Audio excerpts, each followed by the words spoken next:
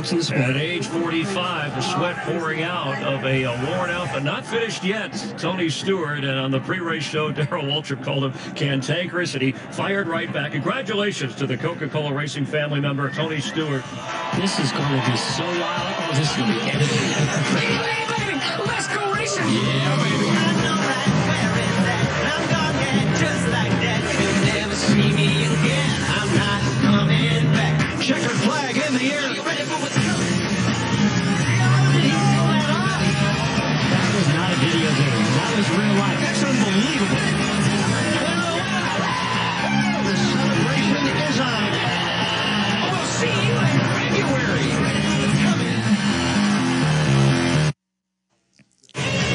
Now, a network television first. A NASCAR All-Star race from the virtual Homestead Miami Speedway, delivered by iRacing. Featuring Cup Series champion Kyle Busch, Daytona 500 winner Denny Hamlin, Series champs Brad Keselowski, Joey Logano, and Kurt Busch. And out of retirement, Dale Jr. and Bobby Labonte. 35 of NASCAR's top drivers for 100 laps. Racing for something more than money or points. You know, bragging rights.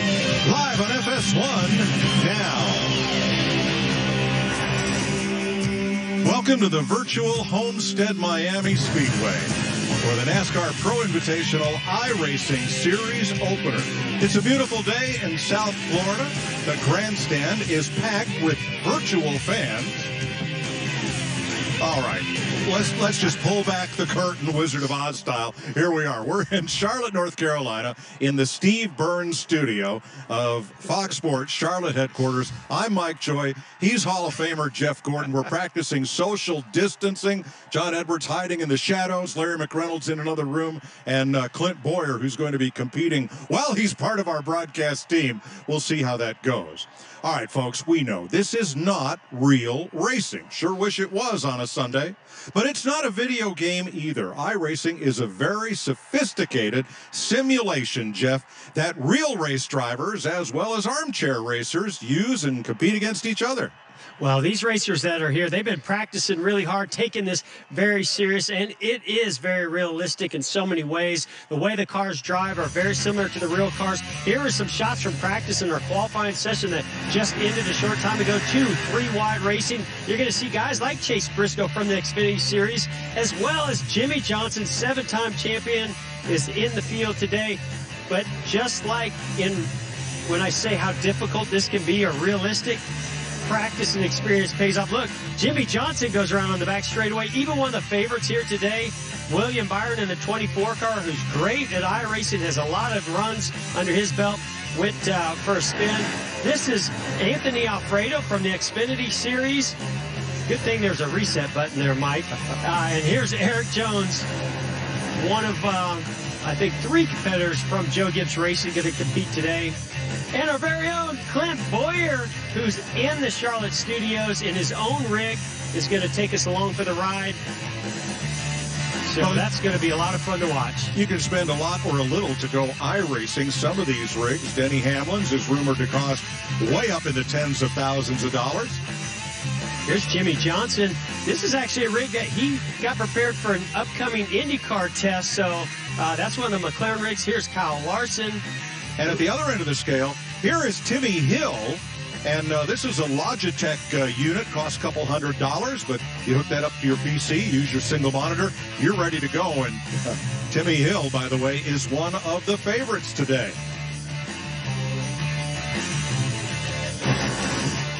All right, Clint Boyer joins us from just down the hall, where he has hauled his sim rig here from Mocksville, North Carolina, set it up, he's got online, he's practiced, he's qualified, he's ready to go. What's the pucker factor right about now? It's wide open, boys. Let me tell you something. You nailed it. The Sims are all over the place. Everybody saw that space shuttle rig that Denny Hamlin has. Who knows how much money he spent on that thing? But me, the old dirt racer, man, a guy I grew up racing with, Chad Wheeler, back home in Oklahoma. He has these WR1s. I think Larson, a bunch of us have these. It's a lot of fun. This iRacing deal is such a neat thing. I think the best takeaway from this all is when we're done with this, mess, I can promise you from trying to get some experience on this thing at Homestead, trying to learn as much as I can this week, people are on this thing all hours of the day, and more importantly, all hours of the night. I think my wife is about to kill me. Now, Clint, I got to ask you, I mean, how realistic is this? We're actually seeing where guys with a lot of experience. Garrett Smithley is our pole sitter for this race today. Some guys that you don't normally hear about in the Cup Series, maybe, but yet we do have Cup veterans. What are the realistic, aspects of this, and what's a lot different? Well, I think first and foremost is you can't beat experience, right? You can't beat experience in anything in life. The more laps, the better you are in anything you do, whether that's racing a NASCAR truck, a Gander truck, or Xfinity Series, or our Cup Series. Laps logged, logging laps is the best thing you can do for experience. That being said, all week long I've been trying to learn, joining these hosted races. Tim Duggar, a country music guy. I was in a street stock race with Dale Jr. in some chat room. Everybody's FaceTiming, trying to help me get this figured out, because Lord knows I have no idea what to do on a computer or how to set it up. But I had a ton of fun this week learning this iRacing. I think I qualified 11th, which is very scary because I know there's a lot of cars behind me. I have no idea how I out-qualified Alex Bowman, because I know he's an iRacer. These guys are in trouble behind me. There's probably going to be a caution, and there's a good chance I'm going to be the cause of it. Listen to him. He's up to 8,000 RPM already. Telling you, I'm nerved up, boys. Now we know what it's really like for Clint Boyer inside the cockpit of a real race car. All right. Thanks to social distancing, our roving reporters are in Lake Norman and north of Mooresville. First, Michael Waltrip. Hey, thanks, Mike. It's a grid walk. I've made my way to Denny Hamlin's living room. And I find him right here in his grid. Hey, Denny Hamlin, look, I brought you some tacos. No. No tacos? Get out of here with that. But seriously, what are some of the things fans can look for today as a key to winning this race? I think it's going to be found in the details. Getting on and off pit road, not messing up on pit road, because I think everyone's going to be fast. Passing will be difficult, but in the long run, you're going to see the best guys go to the front. Ooh, is this a fun track to drive for you? It is pretty fun, I'll be honest with you. We've all got a lot of laps, so there's no excuses at this point. That's what I'm hearing all around, guys. Regan, these guys are having a lot of fun. Michael, fun is definitely the name of the game today. One guy that I know will be smiling, Dale Jr., longtime sim racer, getting ready to head in, hop into your simulator and start this race. What can we expect out of this today? It's going to be a wild race at the start. A lot of these guys haven't spent a lot of time on the sim, so I think there'll be plenty of cautions in the first half of the race. The second half of the race, though, that should weed itself out. We'll have some long green flag runs. That's when the guys that are using the sim and know a lot about how to save their tires are going to shine. Can we call this a comeback for you, maybe? You haven't raced a Cup car in a while. It's a sort of a comeback, I guess, but I'm just really glad to be a part of it. Bonnie's in there. I mean, there's a lot of cool guys that are a part of this. A bit of a mix between the Cup, Xfinity, and truck guys participating. Timmy Hill, man. I mean, he's a guy that's I'm kind of pulling for. I'm in the race, and I'm pulling for Timmy Hill. He's going to be really fast. Byron is the guy to beat, though. I think he's got to be. Denny Hamlin's going to be quick. He's been putting lots of laps in. Mike, he's saying sort of a comeback. I'm calling it a comeback. Junior is racing in a race on Sunday once again. Thanks, Regan. Next time, move away from the fountain, please, when you set up that interview. Hey, Garrett Smithley's on the pole. William Byron, Ty Majeski in row 2. How about Ross Chastain, Watermelon Man? There's Dale Jr. with Chase Briscoe. A lot of your favorites starting up there in the top 6 spots. About 3,000ths of a difference between first and second place. Timmy Hill, Parker Kligerman, Denny Hamlin, Landon Castle. I'm going to go out on a limb with my saw and say the winner's going to come from those first 5 rows. Reese Larson, yeah. Benedetto. There's Anthony. Yeah, Bubba Wallace, also somebody that has a lot of iRacing experience.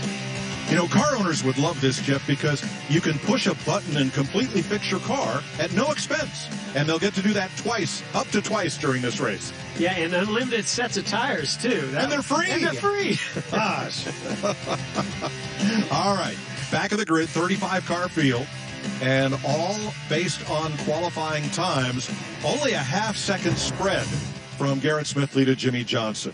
Now we're going to go out to Concord, North Carolina, and the president of Motor Racing Outreach, Billy Malden, with today's invocation. Let's pray. Gracious God and Heavenly Father, be present now with people around the globe who need your healing touch. May they feel your power and presence through the care of doctors and nurses and loved ones. And for all the healthcare workers, researchers, and first responders on the front line, Protect them, renew their energy, and sustain them, and give them wisdom. Guide our leaders who are making decisions at this time with regards to our futures, our families, our communities and countries, and all the nations of this world.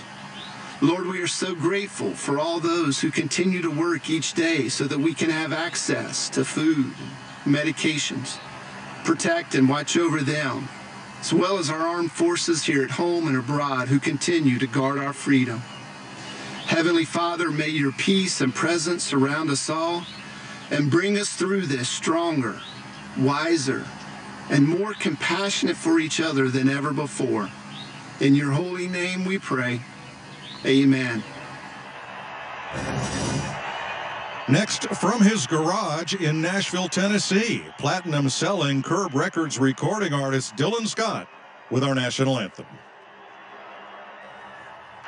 Oh, say, can you see by the dawn's early light what so proudly we hailed at the twilight's last gleaming, whose broad stripes and bright stars through fight o'er the ramparts we watched were so gallantly streaming, and the rocket's red glare, the bombs bursting in air, gave proof through the night that our flag was still there. Oh, say does that star-spangled banner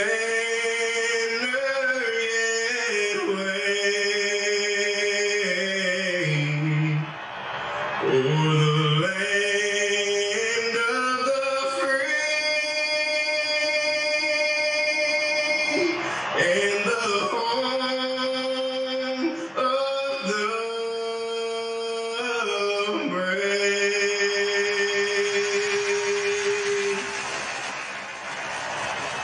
Steve Craddock has offered up his drone for the flyover, but the virtual Department of Homeland Security shot that down. No, the idea, not the drone. iRacing next on FS1. I wanted more from my COPD medicine. That's why I've got the power of 1, 2, 3 medicines with Trelegy. The only FDA-approved once daily 3-in-1 COPD treatment. Trelegy, the power of 1, 2, 3. Trelegy, 1, 2, 3. Trelegy. With Trelegy and the power of 1, 2, 3, I'm breathing better. Trelegy works 3 ways to open airways, keep them open, and reduce inflammation for 24 hours of better breathing. Trelegy won't replace a rescue inhaler for sudden breathing problems. Trelegy is not for asthma. Tell your doctor if you have a heart condition or high blood pressure before taking it. Do not take Trelegy more than prescribed. Trelegy may increase your risk of thrush, pneumonia, and osteoporosis. Call your doctor if worsened breathing, chest pain, mouth or tongue swelling, problems urinating, vision changes, or eye pain occur. Think your COPD medicine is doing enough? Maybe you should think again. Ask your doctor about once daily Trelegy and the power of 1, 2, 3. Trelegy, 1, 2, 3. Save at Trelegy.com. That's the sound of refreshment. No question about it. I got a question. Does camouflage actually work? Let's see. Did not see that coming. Kind of the point. Hi, I'm Rusty Wallace. And I'm Johnny Bench. And we're no strangers to big-time pain. Which is why we trust Blue Emu's pain relief products. I use it every day to keep me on the move because winning never gets old. Blue Emu pain relief products, non-greasy, teeth-penetrating formula gets down deep into your muscles and joints to do its magic. And speaking of magic...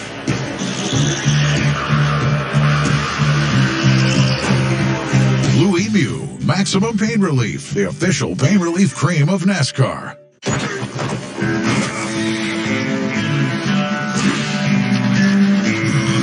the food you love doesn't love you back, Stay smooth and fight heartburn fast with Tums smoothies. I am the future, and I am now. How about winning Daytona? I am a face you may not know, with a number you may not know. Ross Chastain, fans on Algar. But you will. Trust me, you will. I am going to make sure my name will be the one you'll remember forever. I am the NASCAR Xfinity Series. I am NASCAR. Welcome back to the virtual Homestead Miami Speedway in Florida, where you have a chance to win cash during today's iRace. Yeah, it's the Fox Super 6. Got to have that. It's a Sunday. We're on Fox. We got a race. All right. The jackpot is $5,000, $1,000 guaranteed. Download the Fox Bet Super 6 app. Correctly pick how 6 drivers will finish, and you could win up to $5,000. Hey, Jeff, we could win a virtual $1,000 today. Wait, do we get to participate in this one this time, Mike? No, not allowed, and neither is Larry Mack. Now, Denny Hamlin has listed some virtual odds just based on how he has competed against these drivers on iRacing. Interesting, the field is 9-1, but one driver is 10-1. That in a minute. Okay, here Majeski's won 80% of his races, by the way. Here is Zach Novak, our Grand Marshal. Drivers, start your engines!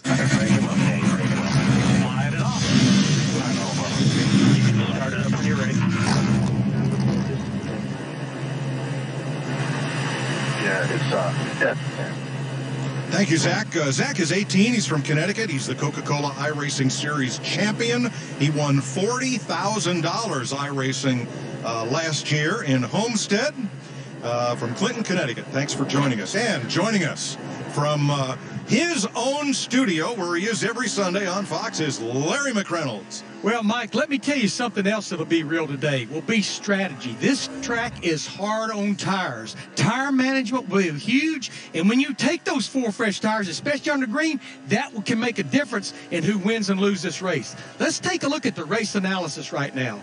We're going to go 100 laps, 150 miles. Fuel window, 58 to 62 laps. Tire window, 35 to 40 laps. Pit road speed, 50 miles per hour. And Mike, if you're going to ride with Clint Boyer, my best advice, reach up there and pull those belts tight one more time. All right, Kip Childress volunteered to drive the pace car today, so that may or may not be him behind the wheel. But 1 pace lap is all you get, and we're ready to go racing. Oh, I'm pretty sure that pace car is going to pull off right here off of turn 4, and we're going racing right away.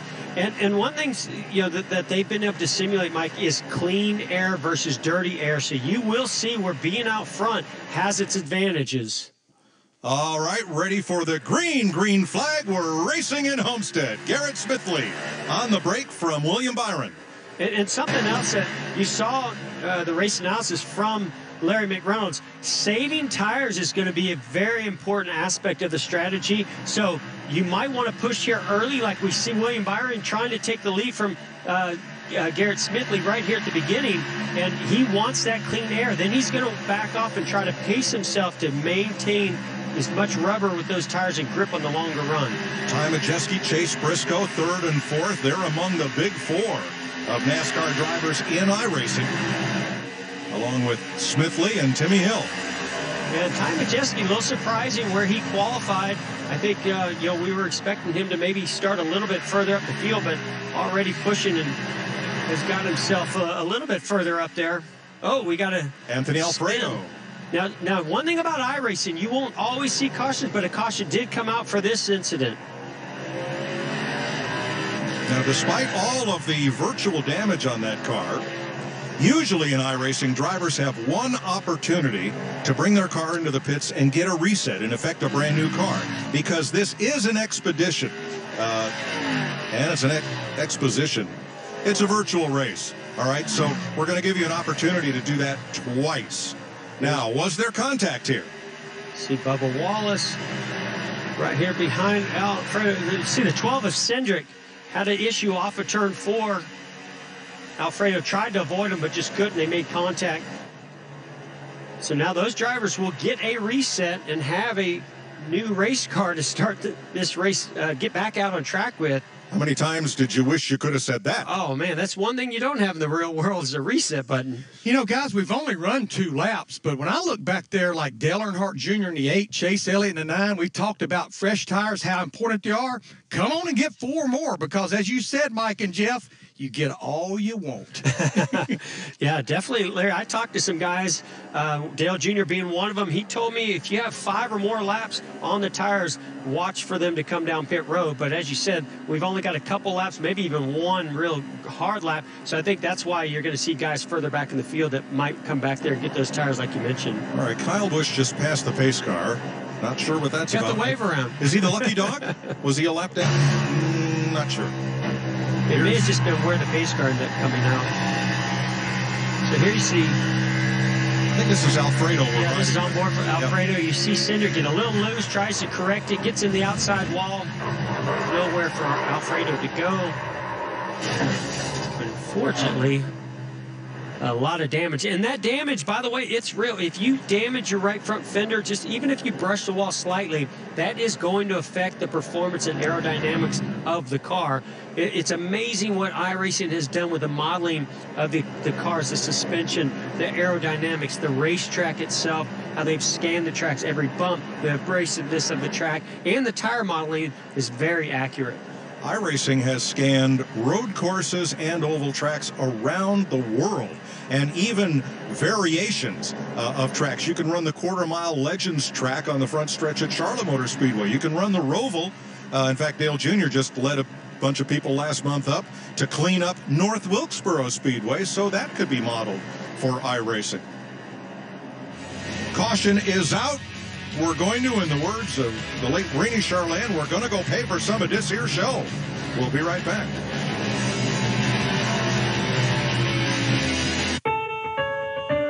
Toyota's family stretches to every corner of this country. So you can trust us to be here for you as we remain committed to supporting our community. Because the Toyota family is stronger together. This is our pledge. We are here for you now and in all the better days ahead. Toyota. DiGiorno Rising Crust Pizza now has even more cheese. It's so cheesy, you'll need a pickup line to go with it. Like, did it hurt? When all that cheese fell from heaven and landed on you? It's not delivery, it's DiGiorno, now with more cheese.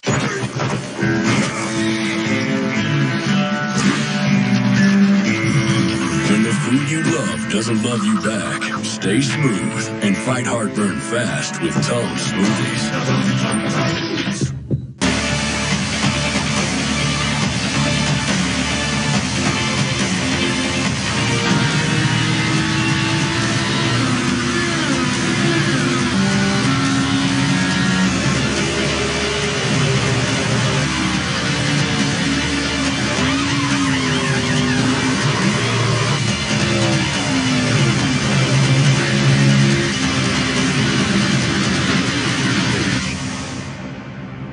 We started Untuck It to help guys look sharp and feel casual.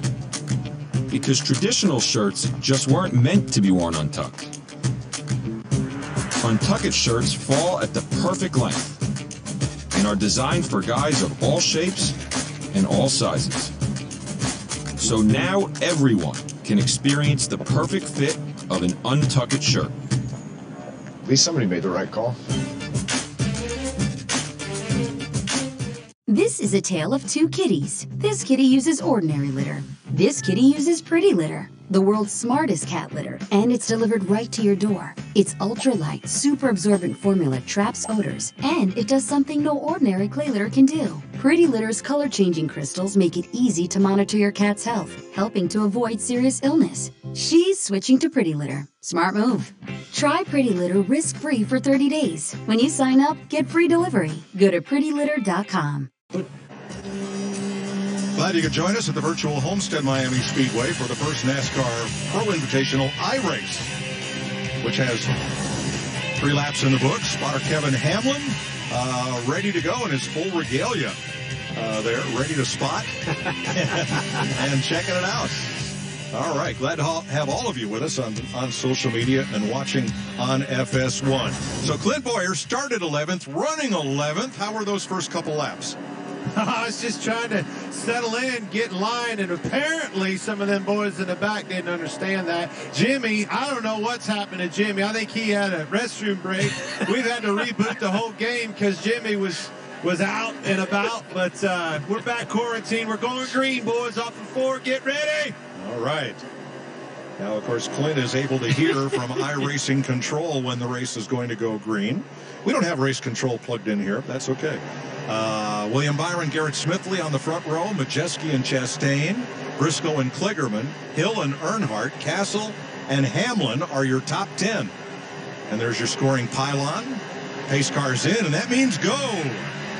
Yeah, there's no restart box like we have in the real world, so once that pace car pulls off, the driver that starts the race, like in this position here with William Byron, was ready and able to just get the green flag going by going up through the gears and accelerate. I think I'm really anxious to watch what Ty Majeski here does. He's in 3rd position. He really wants that first position to get into clean air, but he's also got to save those tires. How hard is he willing to push it here? And I think it's really important for us to say this. These are all fixed setups. So iRacing has control of whether they have open setups where you can adjust and get ready and do all kinds of different springs and shock setups like in the real world. But in this particular race, we'll go to Larry McReynolds who can explain what a fixed setup is. Yeah, every car you see out there, every driver, their setup is identical. You cannot really even make adjustments during a pit stop like we see with wedge and track bar. The only adjustments these cars have is for what the driver can do with brake bias. More front, a little more rear. That's the only adjustment they have throughout this entire race. I'm telling you, network television could take a page or two from iRacing's graphics. This is awesome. Every detail of this racetrack down to the billboards and the light poles have been replicated here. As you're on board with Denny Hamlin in 8th place. Yeah, and you can see Chase Briscoe, even Ty Majeski is on the outside. It takes a lot out of that right front tire to run that outside lane, the bottom lane, unlike in the real world, where the top against the wall seems to be the preferred lane. Here in iRacing, it seems to be that very bottom lane. You can make up some time in that top lane, but you're going to use up the right side tires a lot by doing so. And watch how the surface of the track will take rubber as the run goes on, as Hamlin slices down to the bottom. A little contact between the 6 car. That's Ross Chastain in that 6 car, and Chase Briscoe on the outside made a little bit of contact going into turn 3. Parker Kligerman there is 77, edging to the front of that group. Jeff, they even go out and model the undulations of the surface of the racetrack. If there's a bumpy part of the track, or if there's a little hoop over a tunnel, like say at Texas, that is part of the iRacing model. When I can't say this about these rigs or desktop setups like Timmy Hill has and what we hear Ty Majeski has, but if you're Denny Hamlin and that rig has motion. Every bump on this racetrack, it hops up and down. There's feedback in the wheel, so when you can to feel the tires, because you can't really do it with the seat of your pants, so you have to do it through the steering wheel, through visual. That steering wheel will feed back what the car is doing over bumps and different parts of the racetrack.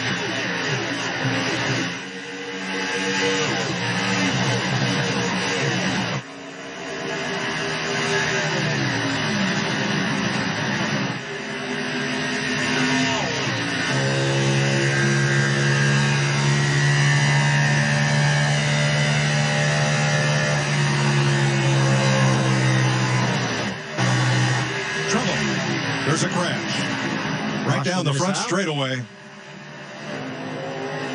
And Jimmy Johnson is among the cars against the wall. There's Kurt. Oh, that car's all torn up. Second caution of the day, Jimmy Johnson, Kurt Busch down the front straightaway. Now, we do have a lot of different camera angles. We have the blimp camera. We will have replays, and all of those are controlled from the iRacing studio, their headquarters up in Chelmsford, Mass., where we want to thank iRacing VP Steve Myers and his entire crew for all the tremendous help they've been to us in putting this event together and helping guide us TV folks through it. Let's see what happens here, Jeff. You can see a little bit of contact there with Ryan Truex and the 38 John Hunter Nemechek, and then they collect Justin Allgaier that just sends him spinning, and everybody else is just trying to get it through there cleanly, and you see even Jimmy Johnson collected him with that left front. So, Larry, 15 laps in, what do you do? I think you're seeing it right there, because we're not going to go back racing until about lap 20.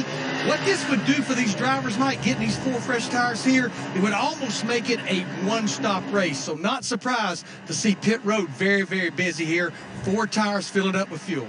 Now, iRacing is a driver-centric platform, so the driver will see his signboard man, and he must stop directly in his pit box for service. What you won't see is crews jumping over the wall and working on these cars. Again, from the driver's point of view, that's not necessary, so that would be a whole lot of extra bandwidth that really doesn't add to the playing of the game from the driver's seat. So a couple of quick stops there. I wonder if Denny Hamlin got doing a 2-tire stop, I believe. That's definitely an option you have, 2 or 4 tires. That's exactly what they did. Well, I wonder how that'll work out.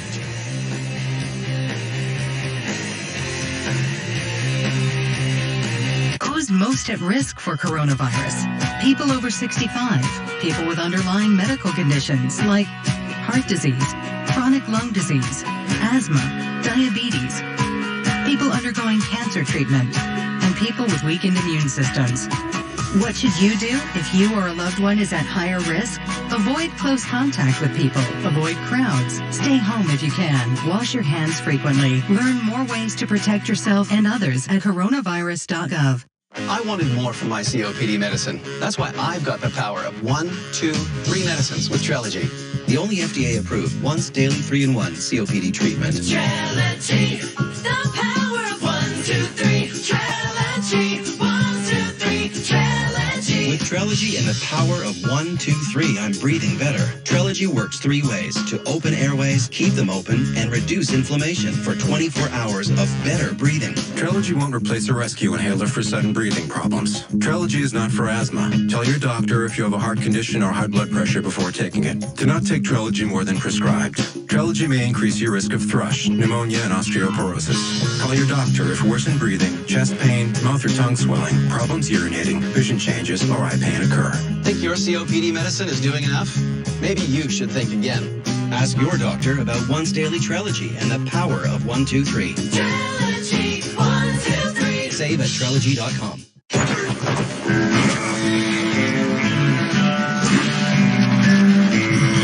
When the food you love doesn't love you back, stay smooth and fight heartburn fast with Tums Smoothies. I'm going to open up 2 beers. Okay. You tell me which sounds more refreshing. Gotcha. This one? Or this one?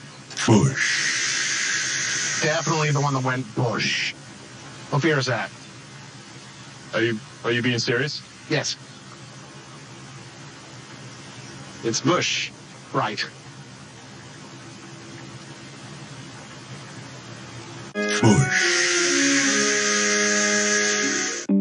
According to Sheila, there's no limit to the number of videos she can post of her baby. According to the census, everyone counts on the 2020 census, even if you're only a few months old. Shape your future. Start here. Complete the census at 2020census.gov. The NASCAR Foundation working with Feed the Children to help families in the Miami area impacted by the virus pandemic. You can help by making a donation at NASCARFoundation.org/response. We're about to go green. Quick word with Landon Castle, who's on his sim rig. And Landon, heard you even sold a sponsor for your car for this race. Hey, yeah, Mike, I've got Radius on the car. It's a good friend of mine and wanted some of the action. So we just appreciate this broadcast and trying to save my tires for a long run. I gave up a couple spots, but we're about to go green and hopefully I can climb back through the field. All right, good luck. Here we go. We're going green. See how Denny Hamlin gets off to the start, gets that clean air that he was searching for. That's why he took 2 tires on that stop, but how is that going to hold up against these other guys with 4? And he was the only car to take 2 tires on that pit stop. Everybody else got 4 fresh ones. You know, Mike, Jeff, what I have learned this week is changing just right side tires, even here at Homestead, it can make the car very loose for 2 or 3 laps. You can see already William Byron going after Denny Hamlin. Smithley on the outside. That's Ross Chastain to the inside of Garrett Smithley. Klickerman right behind him in the 77. Then Timmy Hill. And you heard Landon Castle talk about saving tires. Everybody, all the drivers that I've talked to said that that is such a huge part of this event because of the tire modeling and this race of racetrack, how much you have to hold back. So, you know, I'll be curious to see guys going by Jimmy Johnson who, he's going to get into some cars. Big pile up there. And the caution is out. Oh, that's a big wreck going on. Back behind these leaders, they were fortunate to clear Jimmy Johnson, get through there. It looked like Jimmy's car slid up the racetrack, made contact with somebody. And a lot of those cars, Mike, you know, were side by side, so nowhere to go. Clint Boyer might have been right in the middle of that. He's back at 29th after the pit stop and the restart. But it was Jimmy piling up hard with Ryan Preece. Clint, how was it? Were you in that? This day's gone from good to bad. No, come on. Man. I'm destroyed. I'm going in for my first redo, boys. That is not good. How many laps are we in? Already on the first one. 21. Jimmy on old tires. Back from a restroom break, he was too eager. Wow. Yeah, tell us, Clint, I mean, old tires versus new tires. I'm even hearing that new tires don't have a lot of grip for a lap. You know, cars get real loose. Really loose. And you asked a question about being realistic. That's the most realistic thing about that. Actually, these cars are harder to drive. I hate to say that, than our cars. Our cars are pretty forgiving. When you get loose, they kind of catch themselves a little bit. This thing, when it gets loose, she gone. Your car got destroyed in that. Just hit the reset button. You'll be right back in it. All right, let's ride along with Clint.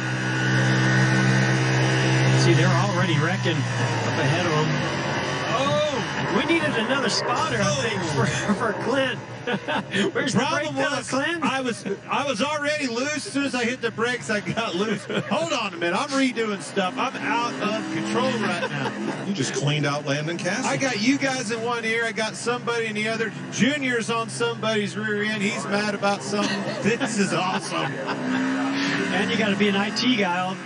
And I need to be an engineer as well. Yeah. Catch the 47.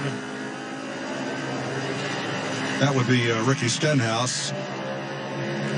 Well, we still got 32 cars on the lead lap, counting all the redos. We've had a big pileup at lap 20 in this iRacing Spectacular at Homestead, Miami. Oh, my gosh.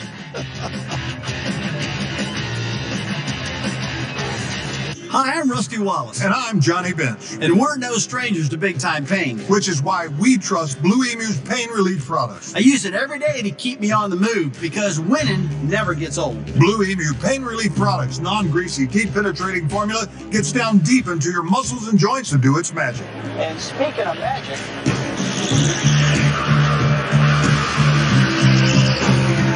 Blue Emu, maximum pain relief, the official pain relief cream of NASCAR. This is nearly 2 feet of pizza. 24 slices. This is big enough to feed your entire family. The Big Dipper, only from Pizza Hut. Ordered for delivery or carry out at pizzahut.com.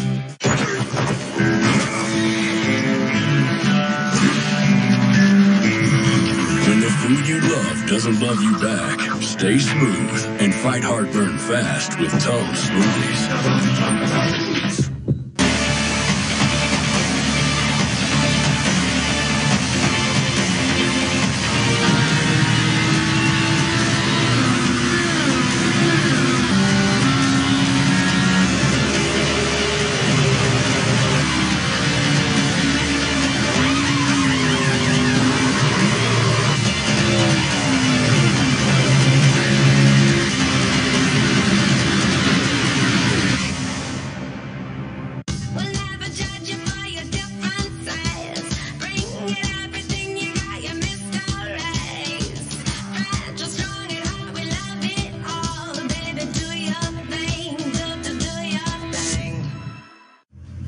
That's slow, dog. Look at that. Wow. Oh, that's slow, bro. I've seen lower. Discover how low you can go. Now that's Snoop Dogg. With a quote from the General Insurance. And he's riding with the General. Yo, G, you drop the rates, I drop the beats. For a great low rate, you can get online. Go to the General and save some time. Even for those with less than perfect credit. Think he's coming back, bro? There's no set path, no way you have to be. So why not do what you've been dreaming of? You've got the power, we've got the tools. Make a website with GoDaddy and put what you want out there. Welcome back to iRacing on Fox at the virtual Homestead Miami Speedway. Denny Hamlin, William Byron ready for the restart. Parker, Toyota versus Chevrolet. I guess it's okay to say that because that's how those cars are dressed. Ross Chastain, Parker Kligerman, Ty Majeski, Garrett Smithley, Dale Earnhardt Jr. 7th with Chase Briscoe, Kyle Larson with Bubba Wallace up into the top 10. Then Christopher Bell, Anthony Alfredo, everybody on the lead lap except John Hunter Nemechek and Jimmy Johnson, who had computer issues, are a couple laps down. Otherwise, 33 cars on the lead lap, getting a little heat in the tires and getting ready for this restart. Yeah, I think, Mike, we're really starting to see those iRacers who have experience in laps in the virtual world starting to come to the front. Great call so far by Denny Hamlin, taking 2 tires on that last time they came down pit road. Was able to get the lead and get that clean air and hold off William Byron with the 4 fresh tires. Let's see if he can do that again on this next restart. Note how the sides of the cars are picking up a little bit of tire rubber and a little bit of dust and dirt. Those numbers will be all but illegible by the end of the race. Now the track is clean of rubber as we get ready for this restart, and Hamlin stands on it.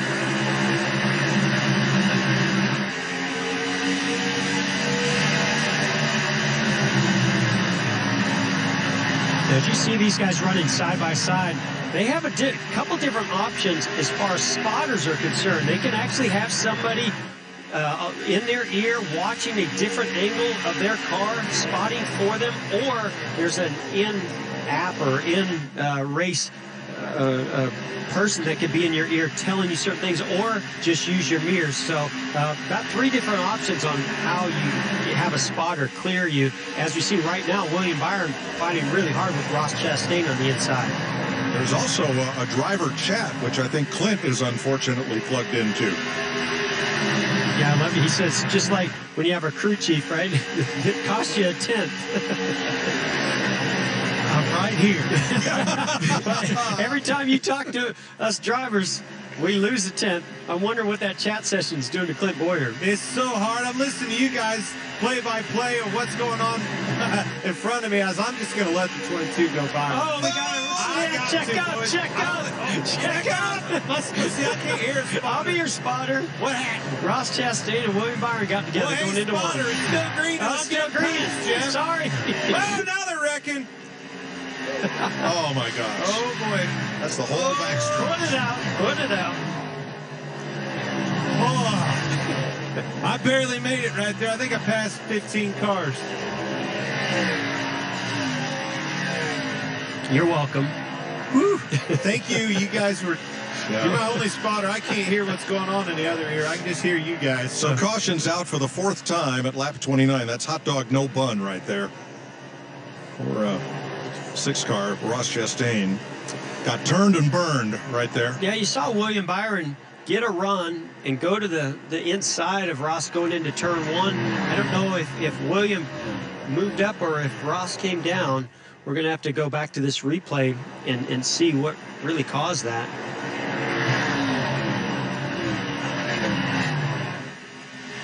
See William Byron comes off the top, goes to the inside with a bit of a run. Ross Chastain moves down to block as they get into 1. Boy, hard to say. Hard to say. It looked like Ross started to move up to give him a little bit of room. That was Donnie and Cale material right there. They almost took him down to the apron. A lot of damage to Ross Chastain. And then the carnage afterwards. He hit everything but the lottery. Be curious to see what kind of damage now is going to happen on William Byron's car. Looks like he's going to, he has front splitter damage, so he's going to have to come down and fix that. Now, you will see the cars, the right side will go up as they change right side tires. There we go, with that lead car on pit road. And then you'll see the left side go up in the air as the crew comes around to put left side tires on. Don't think we saw any two-tire changes there. We'll wait for an update. No, but you can see the 24 car's right front damage is fixed. They have a couple different options as far as a full reset or just fixing minor damage on one of those pit stops. Yeah, if you don't fix minor damage, what we have learned, Jeff, any damage whatsoever on that race car actually hurts the speed. It hurts the performance. So, yeah, fixing the damage is important, and then obviously the full reset. So here are your new leaders. Dale Earnhardt Jr. out front in the number 8. He also found a sponsor for this race. Most everybody's running their regular Cup sponsors, but... and I heard the virtual crowd go nuts when Junior took the lead. Well, of course they did. He and Blake Cook own that company, Filter Time, so that's his... There they are, see? That's his sponsor for the weekend. Even in the virtual world, there's a lot of Junior fans out there. And the crowd goes home. Not yet. Not yet. 69 laps to go. Earnhardt the leader. Timmy Hill in second. And what a great drive he's had. He has the second most iRacing starts of any driver in this field. Chase Briscoe has almost 2,000 iRaces. Timmy in the 1600s. Garrett Smithley with by far the highest winning percentage of any driver in the field at about 80%. Yeah, Ty Majeski. Yeah, Ty Majeski. Yeah, his winning percentage is incredible. Almost 1,200 races and over 900 wins. Hey, look who we found. Jimmy Johnson.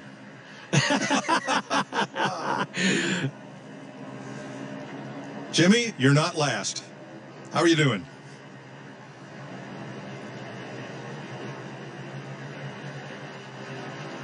Well, maybe we don't have Jimmy Johnson, but you can see he's in his garage. It looks like he's smiling, having fun. Now you can see a little bit different setup on Jimmy Johnson. He's laid back like it's an Indy car or a Formula One car. Yes, notice, I like that, Jeff. Notice that his feet are higher than his butt dyno. Yeah, and I'd actually heard that Jimmy is scheduled to do or was scheduled to do a test at Barber Motorsports Park in Birmingham, Alabama, or outside of Birmingham. So to get ready for that test, this was the rig that he had built for himself, which was, as you can tell, is really more set up for an open wheel Indy car or Formula One car. Very cool setup there.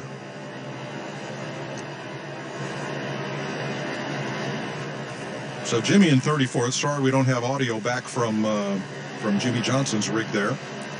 But we do have a lot of activity on Twitter, as we do during a Cup race. Steve O'Donnell.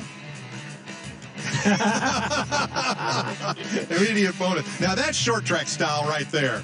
You get a couple guys fighting after the race where the fans can all see it. You give those guys a bonus and say, come on back next week. I love it. It's like having a reset button. It's all the things we wish we could have in the real world. By the way, the Stat Boys are with us. Very happy to have Bert and Ernie along for the ride. And they tell us that the last time Dale Jr. led a NASCAR race was Texas in 2017. Ready for the restart? Green flag.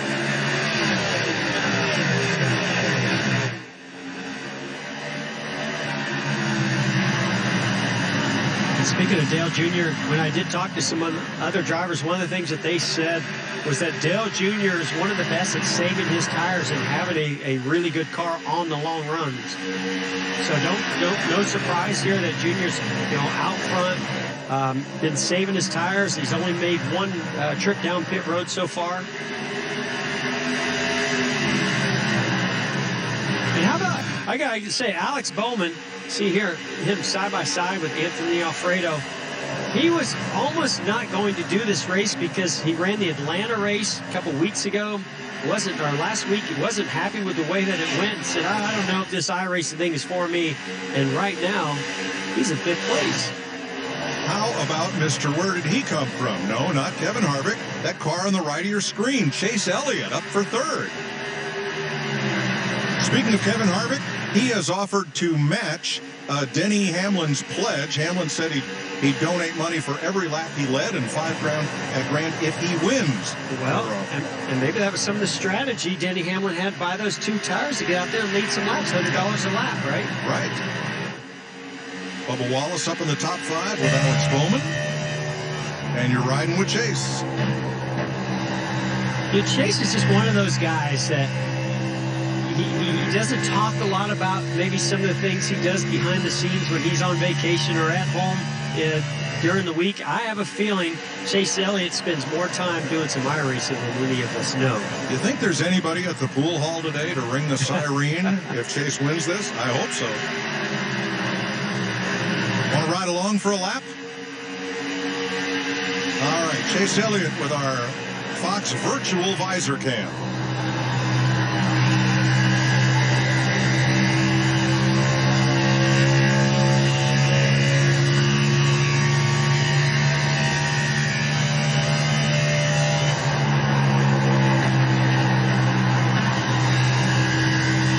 There's only one thing wrong with that shot.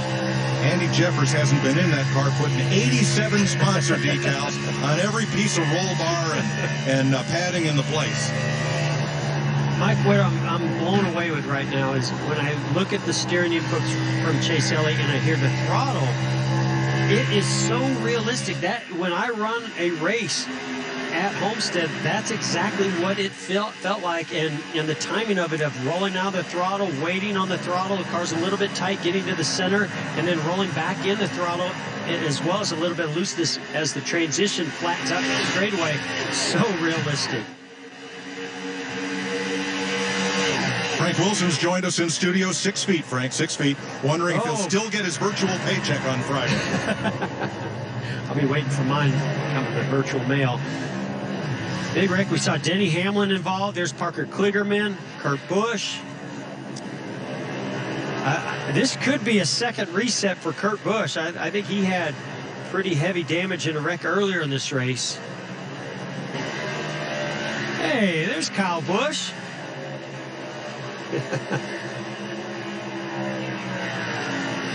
A lot of championships in this field here today.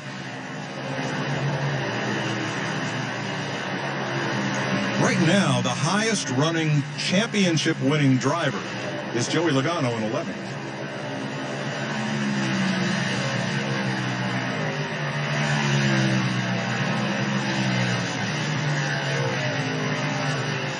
And Fox Sports has also matched Denny's pledge for the day to help virus victims. You can see some damage to the right front of Kyle Busch's number 18 M&M's Toyota there. I believe coming down this back straightaway, we talked about spotters and being able to clear yourself, and it looked to me, I saw another angle of this that we'll get to here soon, but right there, that's going to take the left front fender out. Was Kurt Busch. On Kyle Busch's 18 as he hits his brother, who was spinning on the back straightaway. A lot of action on pit road. Matt DiBenedetto ran hard into somebody trying to get into his pit. And that's, I think that's Garrett Smithley leading them off pit road. Eric Jones, Dale Jr., Chase Elliott, Ryan Preece. And here's the replay from the blimp. As you can see, Chase Briscoe in the number 98 ran high. Kurt Busch, I think, feels like he's clear, turns up and just catches the rear bumper on the left front bumper of Chase Briscoe that spins him around and causes this wreck. Jeff, the way Kurt Busch's car slewed to the right like that, could he have cut down a tire? I mean, it is possible, Mike, but I just really believe that when the 98 car went up the racetrack, he felt like that he was clear and had plenty of room there to come up. But the 98 of Chase Briscoe got a pretty good run back to his to get to his outside. Ross Chastain on pit road. And we're under caution for the 5th time today in this 150-miler.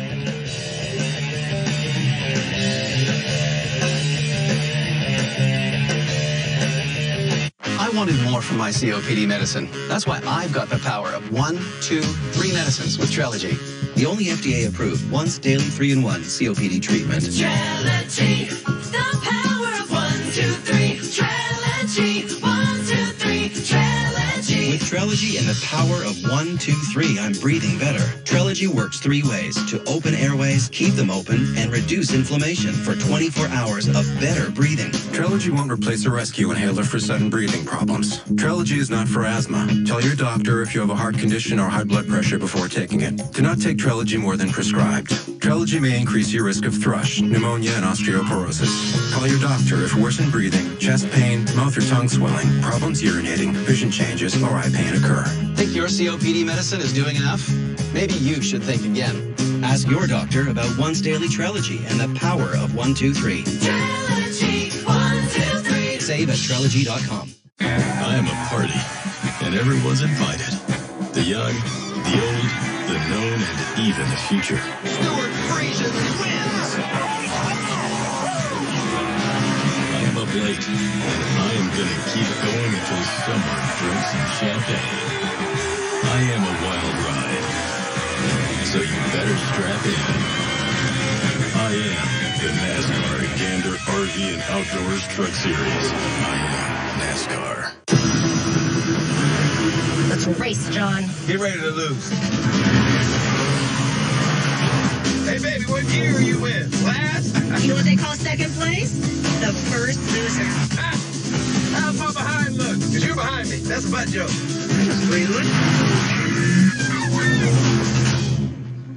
How's my hair? You never look more beautiful, baby. Thank you. 0 to 60 in 4.5 seconds. The Genesis G7. Serious fun. As a caricature artist, I appreciate what makes each person unique. That's why I like Liberty Mutual. They get that no two people are alike. And customize your car insurance so you only pay for what you need. Almost done? What do you think?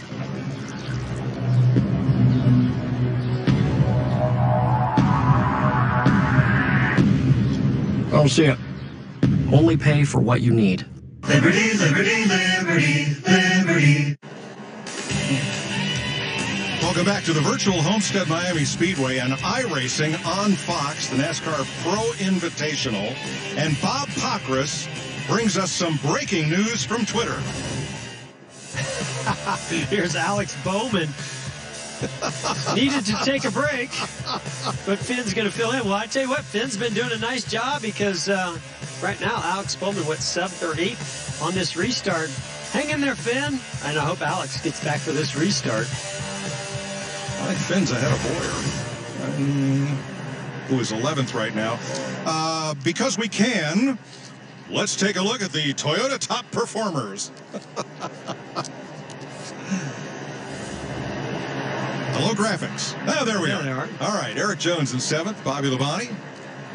Haven't seen Bobby Labonte's name on that chart in a long time, our Fox colleague.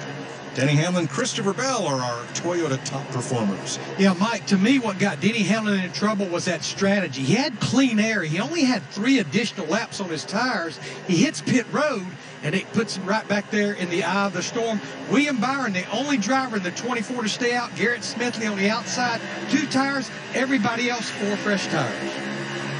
Yeah, Larry, I was so anxious to see what would happen with William Byron on that restart because we know in the real world, on this abrasive racetrack at Homestead, you spin the tires really easy on older tires on those restarts. But right there, Alex Bowman was able to get out front pretty easily. Didn't see a lot of wheel spin.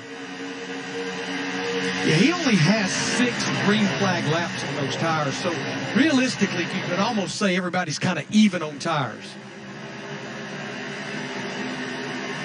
Still 31 cars on the lead lap. We don't keep track of resets. I suppose that's a good thing, but each driver is allowed 2 if needed. Eric Jones around. And caution. That'll be the 6th one here at lap 45 for Eric Jones. And I do want to point out something else that's very realistic is the tire modeling. If you flat spot a tire or blow a tire, you're going to have to come down and get new tires. If you wear out a tire just from staying out too long and not coming to pit road, you will have a tire wear all the way down to the cords. and cause yourself a lot of speed, or maybe even blow that tire out because of the wearing it completely out. Now, Austin Cindric will get the free pass on this caution. I think he's the first driver not named Jimmy Johnson to get a free pass today. Remember, Jimmy had trouble getting online at the start of the race and actually started several laps down. There's a replay. You see Eric Jones on the outside. Does the car just get loose on him? He's alongside Anthony Alfredo. Oh, this is down the front straightaway now. Oh, I don't know. It looks to me like he didn't realize Alfredo was to the inside, came down. They made contact. Probably some damage to the right front fender on Alfredo's car also, but they were battling for 8th place. On board with Alfredo. You can see Eric Jones just moves left very suddenly. He just turned dead left. Wow. Could have been a computer glitch. No, Mike. Remember, got to remember that. That's true. Some of these things do happen. Oh, let's go with that.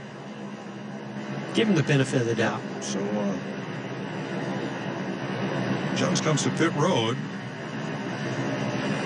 You know, Jeff, you mentioned about a lot of championships out there on this racetrack. How about 32 total as far as Cup, Xfinity, Trucks, and the ARCA Menard Series? 32 championships represented on this racetrack today.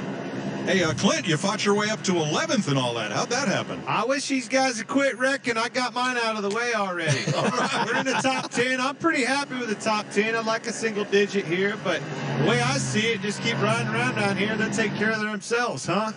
Absolutely. Well, you're on a good tire strategy right now. You got only 7 laps since the last time you came down pit road, so you got to feel pretty good about where you're sitting right now. Yeah, the problem is I took 2 tires, and then when I did that, I slid through the box. How many times he's done that when the old crew chief, old Larry Mack, calls 2 tires, and then the dumb driver slides through the box and ruins his whole strategy? That's what just happened. That was my whole career, Clint. All right, let's catch up with Landon Castle. He's in 8th place, sitting there down amongst the... Landon, you know, if you win this thing, we could buy you a few pieces of sheetrock there for that basement wall. Yeah, actually, I'd love to finish this thing. You know, I'd like to finish it with the car in one piece right now. And I'll tell you, I've ran some A-fixed races this week, and yeah, I tend to be in that second split of iRating guys, and there's some really good drivers. They taught me a lot this week on restarts and how to keep the car in one piece. So hopefully I can continue that. And if we get a long green flag run, I'm just going to try to burn the right rear a little bit to keep the tire wears balanced, and hopefully it doesn't build tight. All right, have fun. Great job, Landon. Thanks for talking to us. That's what I love about iRacing. I mean, if you get into this world, there are people all over with basement setups and bedroom setups, and you know, you're on these web cameras, and you know, it can be as simple or as elaborate of a setup as you could possibly see, and it really connects racers in so many different ways. Well, yeah, we did that rehearsal Friday night, and we had a driver from Clint Boyer's team that we talked to all throughout his race Friday night, and he said, geez, I never thought I'd be racing with Jeff Gordon in my ear. And we told him back, well, we never thought we'd be spending Friday night in your bedroom either. Yeah, and by the way, make your bed. Yeah, right, but there we were. I do want to give shout out to Brandon Cattell. That's who we were talking to the other night. He gave us a lot of great information through our curiosity. How about this tweet from Amy Earnhardt, Mrs. Dale Earnhardt Jr.? Oh, that's very cool. You know, and she brings up a great point that we've talked about all week.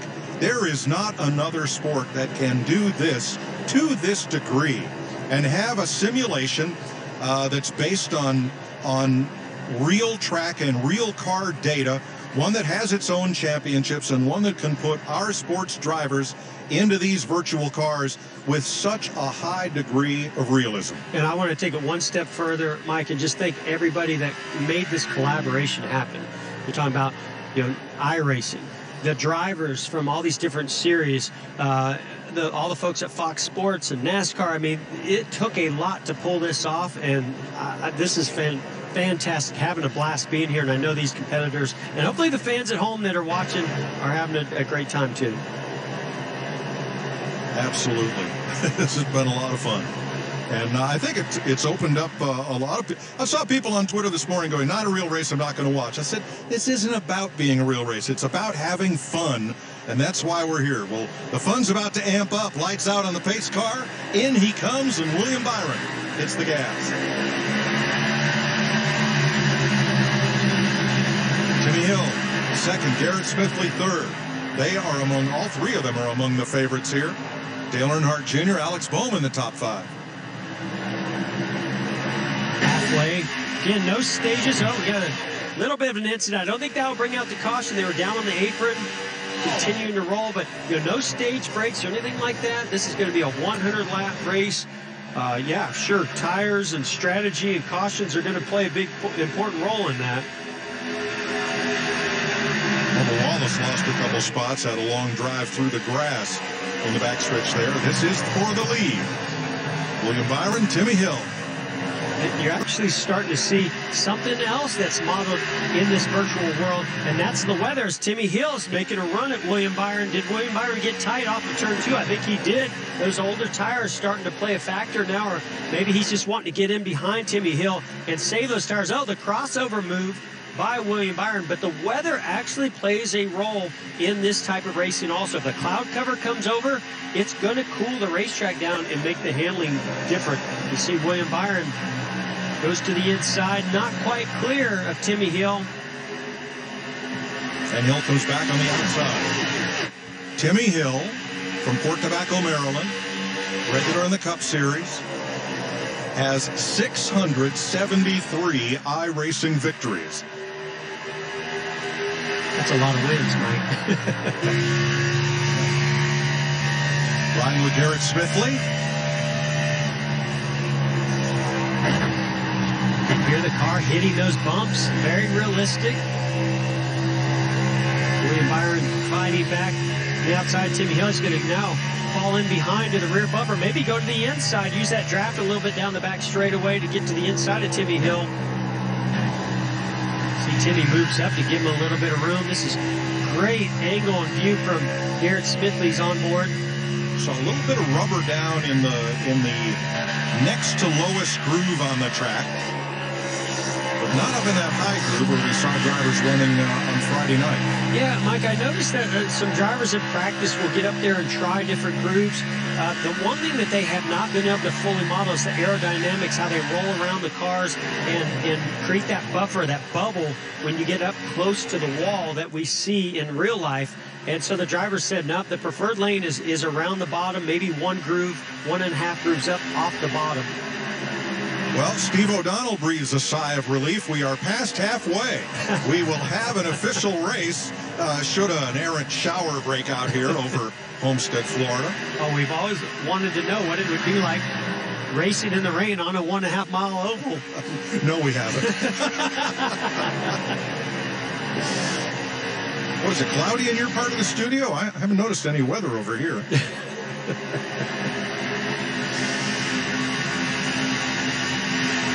Clint, how you doing back there in 12? I'm just riding right now, but some of them are backing up to me, so I'm going to have my hands full trying to pass, so that's what I got on my hand. I'm worried about passing.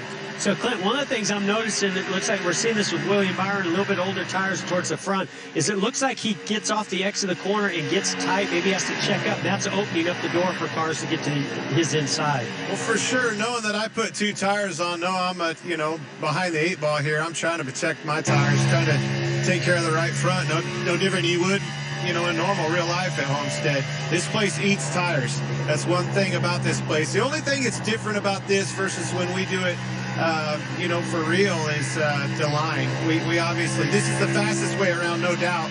But as our tires wear out, we're going to move up and be around there rim riding. Not the case today. This is the first time that Timmy Hill has led a NASCAR Cup race. It's the first time Mark Smith has produced one. Got a lot of firsts going on here today.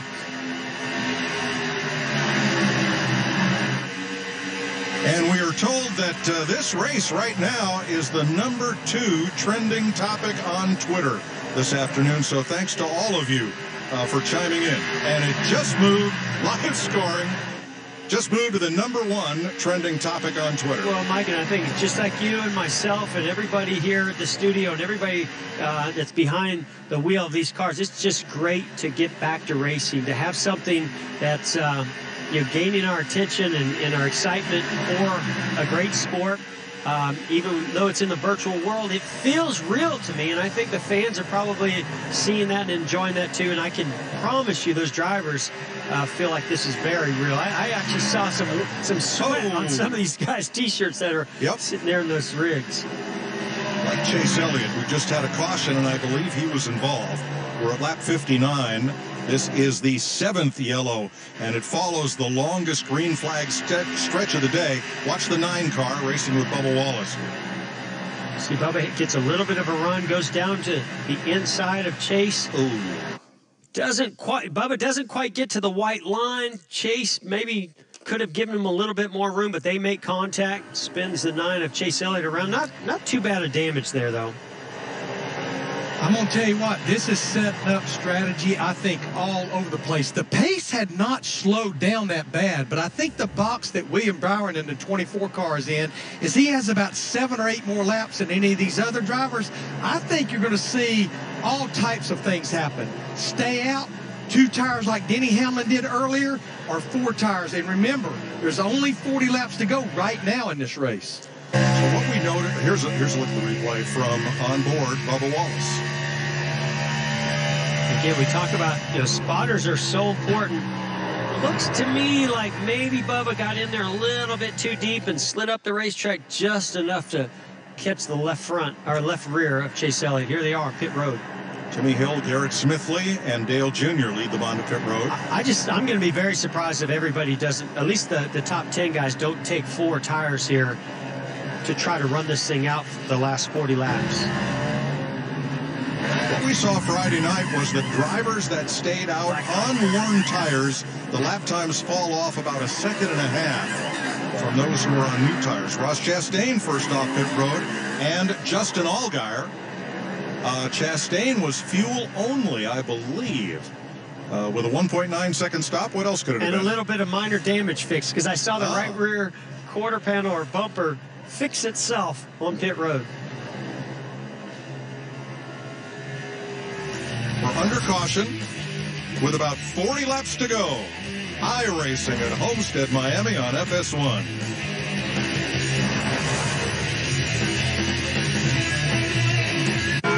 At Farmers Insurance, we've seen almost everything, so we know how to cover almost anything, even a gold medal grizzly. What an unlikely field in this final heat.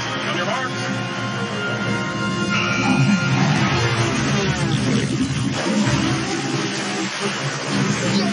Not exactly a skinny dipper, but we covered it. At Farmers, we know a thing or two because we've seen a thing or two. So call 1-800-FARMERS to get a quote. We are farmers. Bum, bum, bum, bum, bum, bum. Toyota's family stretches to every corner of this country. So you can trust us to be here for you. As we remain committed to supporting our community. Because the Toyota family is stronger together. This is our pledge. We are here for you now and in all the better days ahead. Toyota. According to Sheila, there's no limit to the number of videos she can post of her baby. According to the census, everyone counts on the 2020 census, even if you're only a few months old. Shape your future. Start here. Complete the census at 2020census.gov. This is nearly 2 feet of pizza. 24 slices. This is big enough to feed your entire family. The Big Dipper, only from Pizza Hut. Orders for delivery or carry out at pizzahut.com.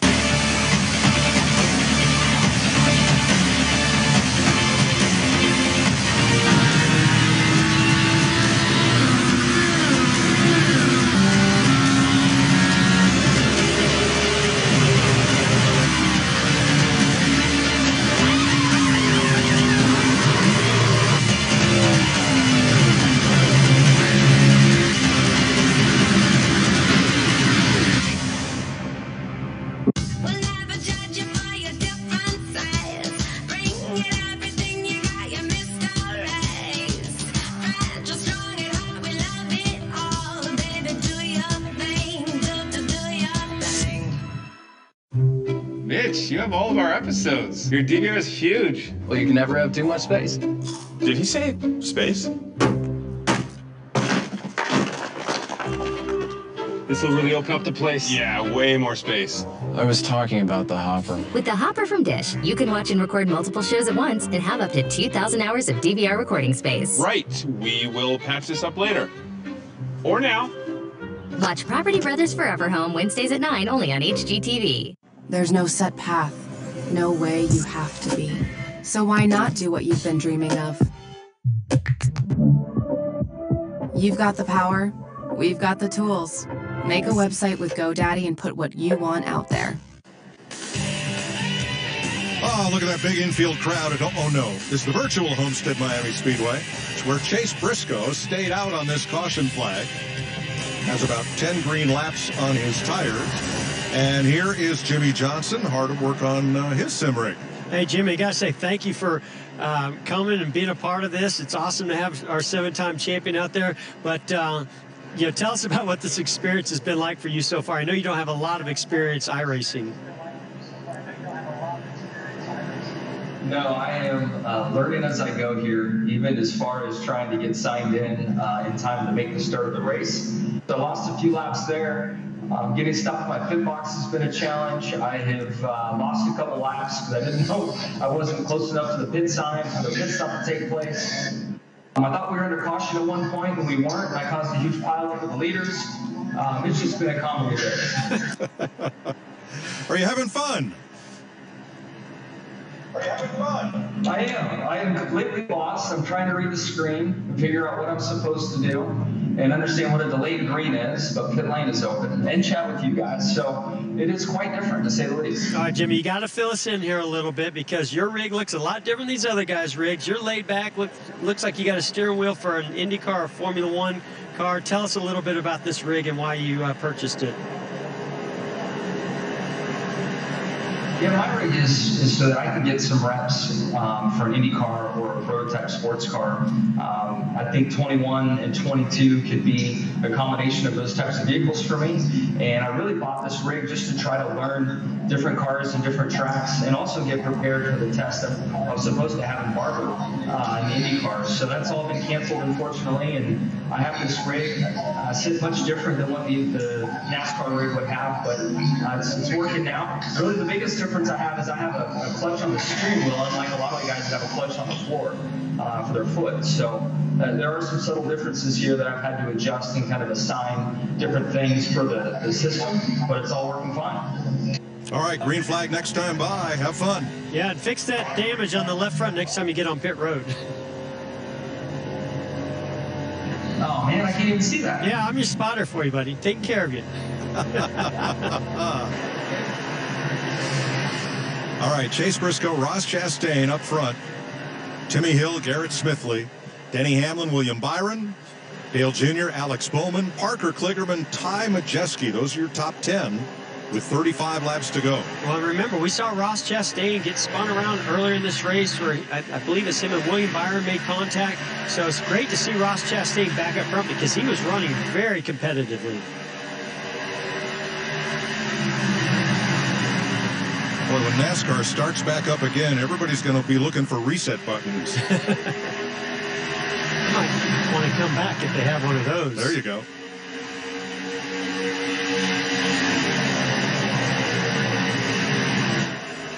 Side by side for fourth, William Byron, Ross Chastain. So far, so good for our leader, Chase Briscoe. What, about 10 more laps of green flag runs on his tires versus the rest of the field behind him right now. But he has track position and clean air over the nose. Boy, a heavy battle going on between Ross Chastain. Here comes Alex Bowman to the outside, and William Byron. They're 3 wide going down the back straightaway. Denny Hamlin's right in the thick of that in the number 11. Yeah, guys, Ross Chastain in that 6 car up there, he's got the same number of tires that Chase Briscoe. All they did was fuel only in that 6 car last time to pit road.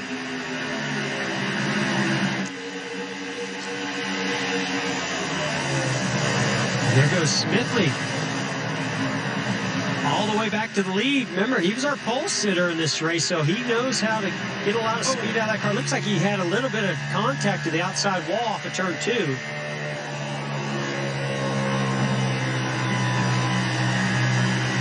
Single file, the top half dozen. The 31 to go at the line.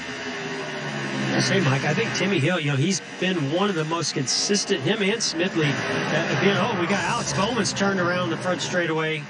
And that'll bring out the caution. Dale Jr.'s involved. And I'm not seeing William Byron on our scoring there. He's sitting involved. motionless. Odd that the 8 and the 88 should end up in the same pile up. Look at the virtual damage to the front end of that car. And you see smoke trailing from somebody running down low, front and back end for Alex Bowman. Tangling with Dale Earnhardt Jr. and William Byron. 8th caution flag of the day. Well, and for a guy, Alex Bowman, who was kind of hesitant to enter this race, he was having a great run in the top 5.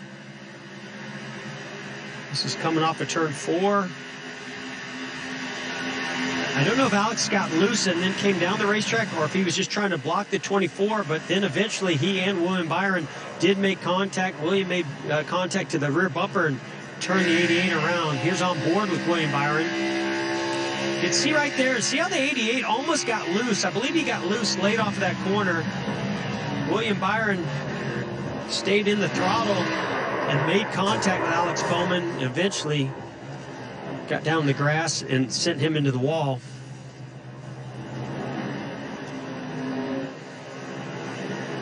Guys, look at company coming right there. Denny Hamlin, that 11 car, he has made his way back up to about the 3rd or 4th position. So he's been inching his way back up there since that trouble earlier. And Larry, I got to believe, coming into this race, talked to a lot of different guys. One of them was Denny Hamlin. He told me that William Byron was one of the favorites. We got less than 30 laps to go. He's going to get a reset, but I don't know if he's going to have an opportunity to get that track position back after falling to the back of the field. But we'll have to wait and see. But, yeah, right now, Smidley and Timmy Hill, Denny Hamlin, all looking really good. Parker Kligerman. Alex Bowman has tweeted that he's blamed that one on Finn. There's the 18 of Kyle Busch on board with him. Oh, wow. He had no idea that Alex Bowman had spun and was sitting right in the middle of the straightaway. That's the one thing that Kyle Busch is thankful for right now, because in real life that would have hurt. Kelly Earnhardt tweets, let me clean this up just a little. Alex must have finally left the room. I wonder which dog was driving when the 88 spun. Oh, darn spell check.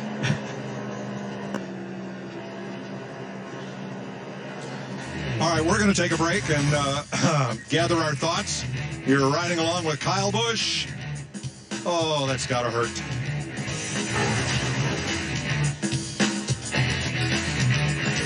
I wanted more from my COPD medicine. That's why I've got the power of 1, 2, 3 medicines with Trelegy, the only FDA-approved once daily 3-in-1 COPD treatment. Trelegy, the power of 1, 2, 3. Trelegy, 1, 2, 3. Trelegy. With Trelegy and the power of 1, 2, 3, I'm breathing better. Trelegy works 3 ways to open airways, keep them open, and reduce inflammation for 24 hours of better breathing. Trelegy won't replace a rescue inhaler for sudden breathing problems. Trelegy is not for asthma. Tell your doctor if you have a heart condition or high blood pressure before taking it. Do not take Trelegy more than prescribed. Trelegy may increase your risk of thrush, pneumonia, and osteoporosis. Call your doctor if worsened breathing, chest pain, mouth or tongue swelling, problems urinating, vision changes, or eye pain occur. Think your COPD medicine is doing enough? Maybe you should think again. Ask your doctor about once daily Trelegy and the power of 1, 2, 3. Trelegy, 1, 2, 3. Save at Trelegy.com.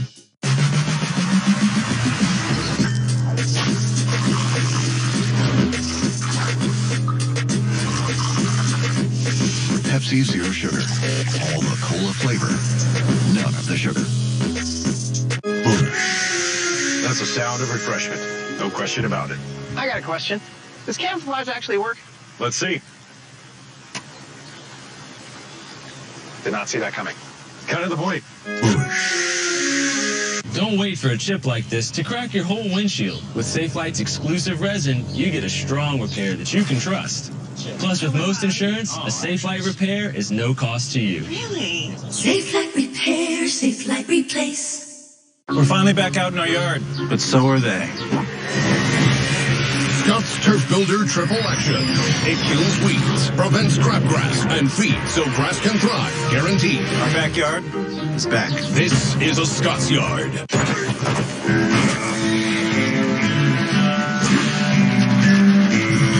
When the food you love doesn't love you back, stay smooth and fight heartburn fast with Tums Smoothies. Hi, I'm Rusty Wallace. And I'm Johnny Bench. And we're no strangers to big-time pain. Which is why we trust Blue Emu's pain relief products. I use it every day to keep me on the move because winning never gets old. Blue Emu pain relief products, non-greasy, teeth-penetrating formula gets down deep into your muscles and joints to do its magic. And speaking of magic...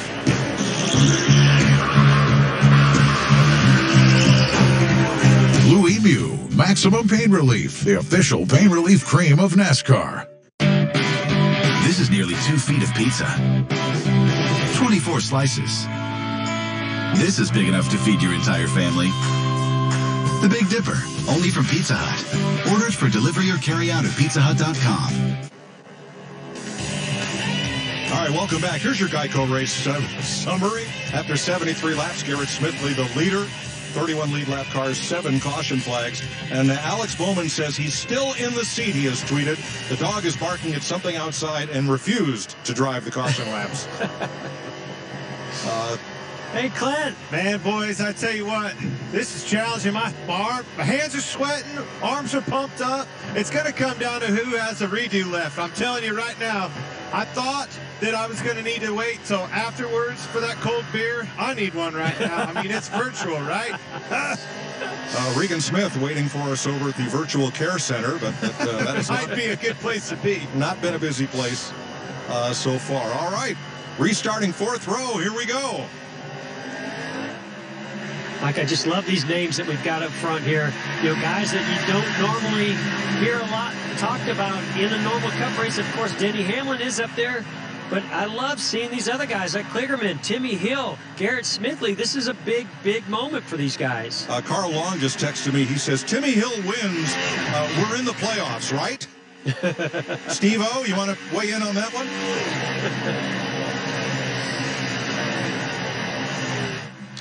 Yeah, what a great opportunity to showcase a couple of young drivers who are trying to become big names in our sport, and today they are.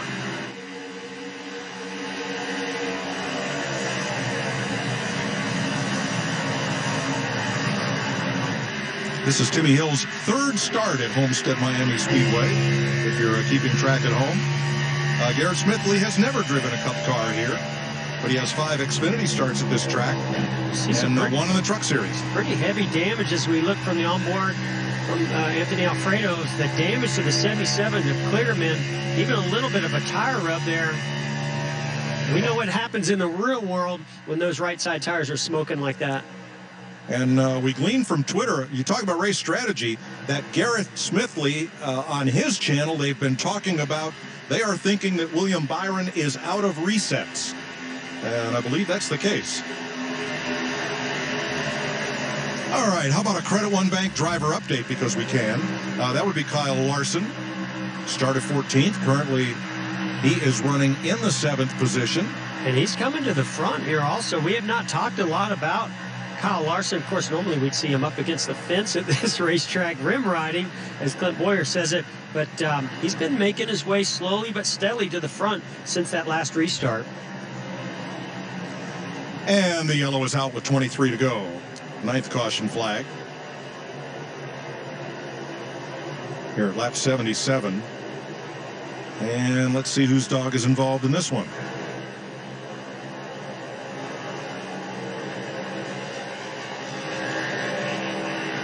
Well, certainly going to make Larry McReynolds' calculator get very interesting on whether you come and get tires now that they've made a couple more green flag laps. I can't wait to see what Larry makes up for trends for this race. If we ever get there. We will. Yeah, I just don't see these guys up front pitting, because even the ones that has stayed out, they only have about 13, 14 laps. It just looks like to me track position is absolutely king, especially as we keep getting these cautions. I'm afraid, Mike, this might be our very own Clint Boyer here in the studio. I think I could hear him screaming from... Oh, no. Oh, no. Actually, the 34 and the 6 get together first with McDowell and Ross Chastain. Now you see the 37. Oh, Clint, you got turned, buddy. That was... He's obviously trying... He's focused on trying to get his reset. Remember he said he's going to need one. Oh. I saw those guys wreck in the mirror, and I thought the caution was coming out. I was just waiting for it. And I was the caution. Yeah. Yeah. Ryan Preece turning off the bumper of Ryan Preece's car. So did you come down on him a little bit? Or did he come up into you? Where am I at here? This is now. So Clint, walk us through this. You're trying to now go and get a reset on pit road. I think so. I have no idea. I'm trying to get a reset here. It's my last reset, so I don't know where everybody's out on resets, but that's going to be really important as we get down to 20 laps to go. I can promise you that. So there's a reset button you hit, and they hold you for a certain amount of time, and then boom, you have a brand new car. Guys, it looks like the top 13 drivers stayed out. The first driver to pit, Denny Hamlin, in that 11 car right now is sitting 14th. So top 13 did stay out. What's interesting there, Larry, is Denny Hamlin actually did come and get tires. Here's some more Twitter action. Ryan Blaney. Look on the photo caption, living a lifelong dream. Crew chief for Chase Elliott. They're running 12th. I want to know how come he's not driving. I'd love to have had him in the field. We've asked to give a shout out to Bobby Labonte. I mean, here's, let's see, Bobby, according to Twitter, is 55. He's been retired for years, has very little iRacing experience. Can we take a moment to appreciate how great he's running today? Yes, of course we can. Absolutely. Absolutely. In 4th position right now. Mike, I'm going to challenge you on his iRacing experience. This week alone, Bobby Labonte has logged over 1,000 laps of practice. In fact, one day, he did roughly 400 laps of practice. And there it is, Bobby Labonte. In that number 19, Bass Pro Shops Toyota. No Martin Truex Jr. in this field today, but we do have Bobby Labonte behind the wheel, that 19, and past champion. That's very cool. And returning to Joe Gibbs Racing. So yes. If you're looking for horse racing on FS1, it will be here right after the conclusion of our iRace. Horse racing, America's Day at the Races, is beginning over on FS2. And we'll switch over to FS1 when this race is complete. 20 to go. Wish that starter would hold off on that caution flag a bit if he can. We can get these last 20 laps in.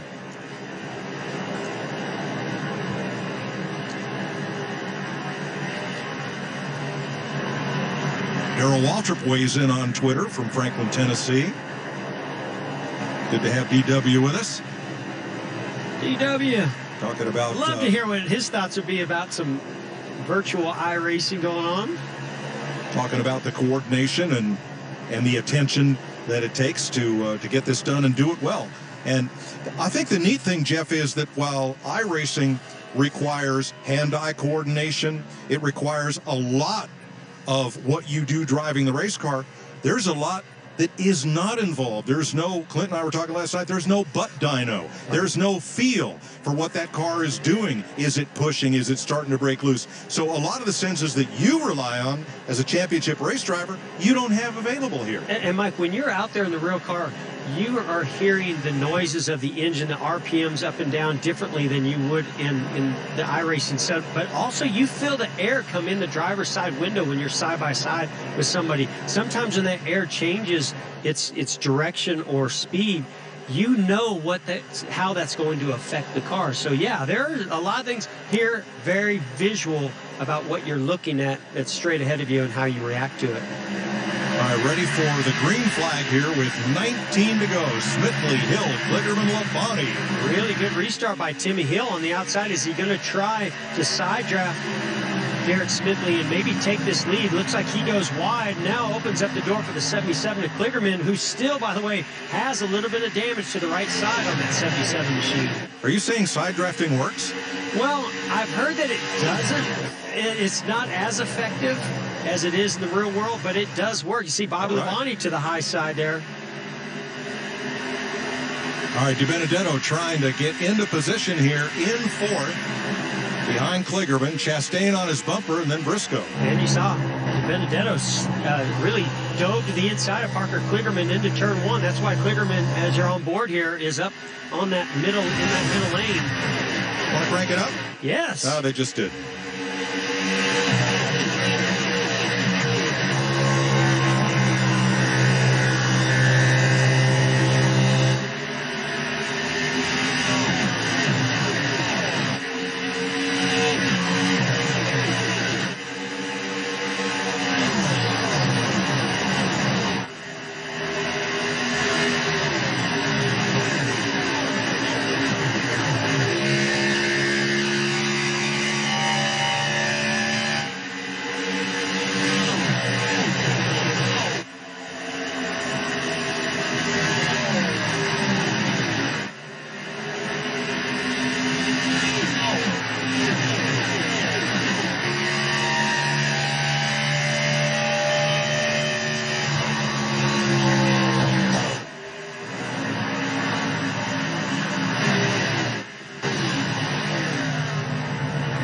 Got a problem there with a car around. Now, cars that crash disappear from the screen as they go. Once a car comes to a halt, after a second or two, it will disappear. It will show back up on pit road where the driver can get a reset. Darrell Waltrip just tweeted that he used up all his resets on the parade lap, so he's out. Well, somebody that hasn't used them all up is on the outside, working outside of Matt DiBenedetto. Dale Earnhardt Jr. coming to the front. Remember, I talked about this, Mike. Everybody says he's one of the best at saving his tires and having some extra speed at the end of the race. Well, here he comes. And Jeff, he has a little bit fresher tires than those three drivers in front of him. He has about 5 or 6 less laps on his. Yeah, so being good at saving the tires and having fresher tires, definitely going to play into Dale Earnhardt Jr.'s hands here late in this race. That was Kyle Busch, you saw briefly slow on the apron. He's gone 2 laps down. But wow, what a battle we've got here. Smithley and Hill checking out, trying to make it a 2-man race for the win. Dale Jr. But behind them, third. it's on.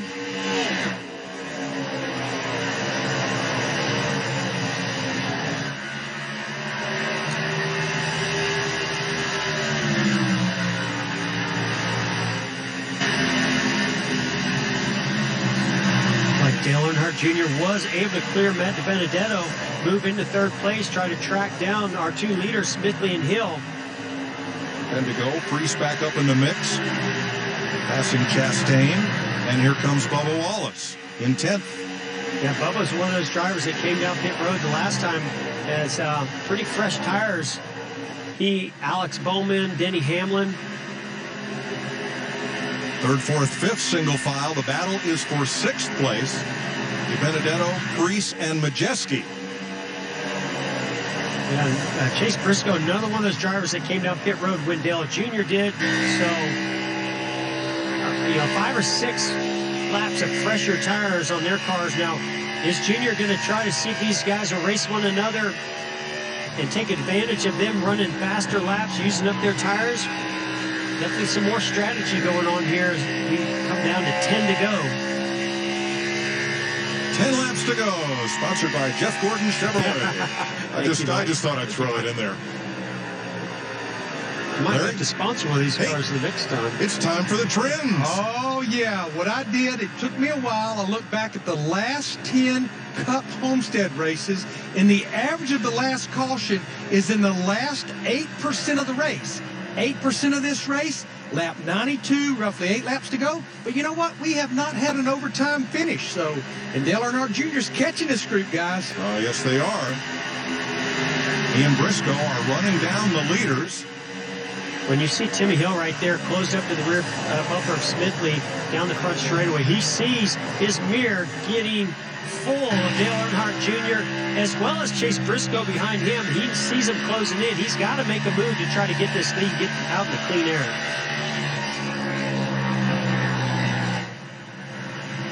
And there goes Timmy Hill to the inside of Garrett Smidley, going to take over that lead. And here comes Junior.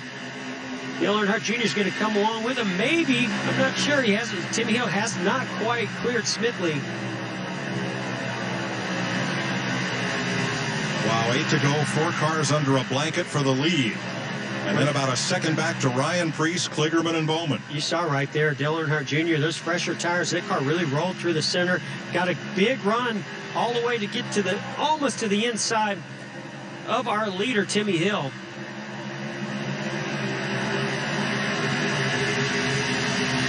Three wide, a little bit further back. Denny Hamlin with those fresher tires. Any of these guys that are in front of him. Hamlin is coming. His lap times are about 0.2 of a second faster than the drivers that he is chasing. Yeah, he and Alex Bowman both on that same fresher set of tires. They are closing fast. Can they close fast enough with only 6.5 or, yeah, coming down to 6 to go.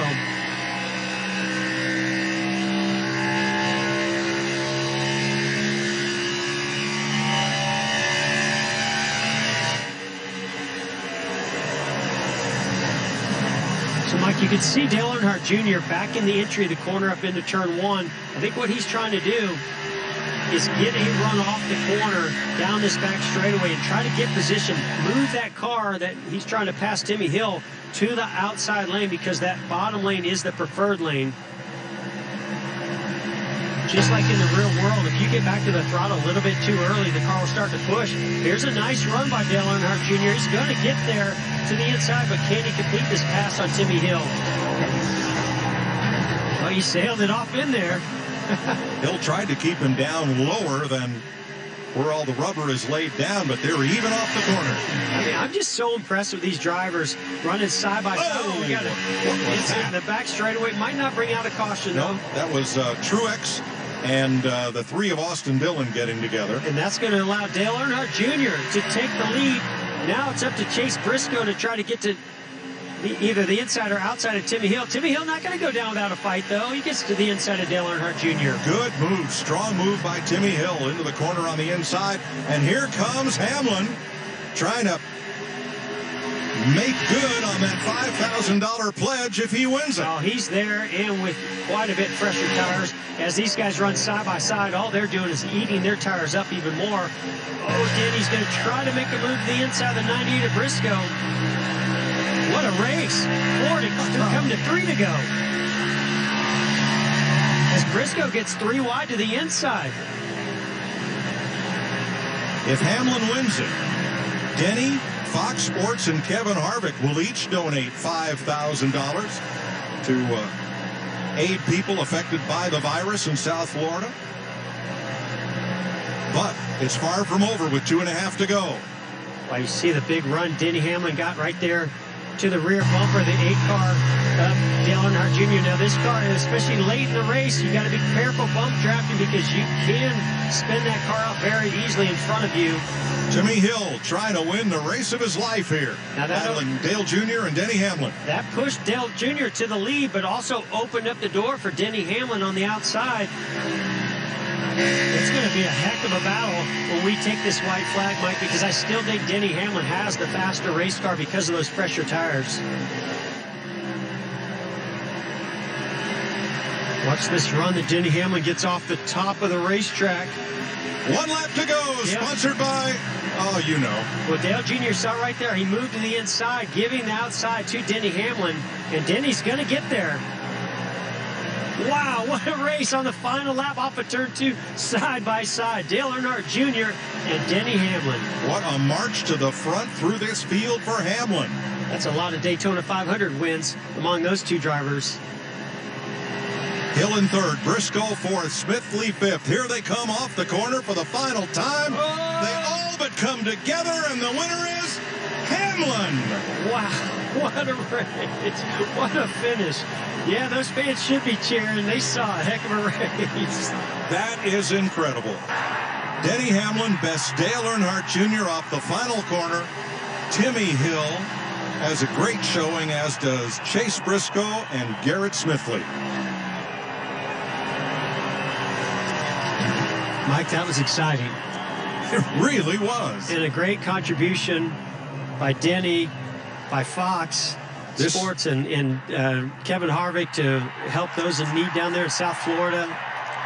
This is Hamlin's 31st iRacing win. It comes in his 164th start. It's his 75th top 5. And I got to say, Denny was extremely instrumental in helping to pull all the drivers together for this, helping iRacing, helping Fox Sports, everybody that was involved in making this happen. He was a big part of it. Thank you, Denny Hamlin, for all the help. I know I had a lot of text messages going back and forth with Denny to understand what all goes on to this type of sim racing. And then there was this tweet by Denny Hamlin earlier in the week. Kevin Harvick said he would match that. So did Fox Sports, and I'm sure there will be others. What an incredible finish. Mike, that was exciting. I mean, I know it was virtual, I know it was sim racing, but I felt like I was there calling a real race. And this from Steve O'Donnell, NASCAR Steve O'Donnell. He tweets, "Security, please report to the Denny Hamlin car."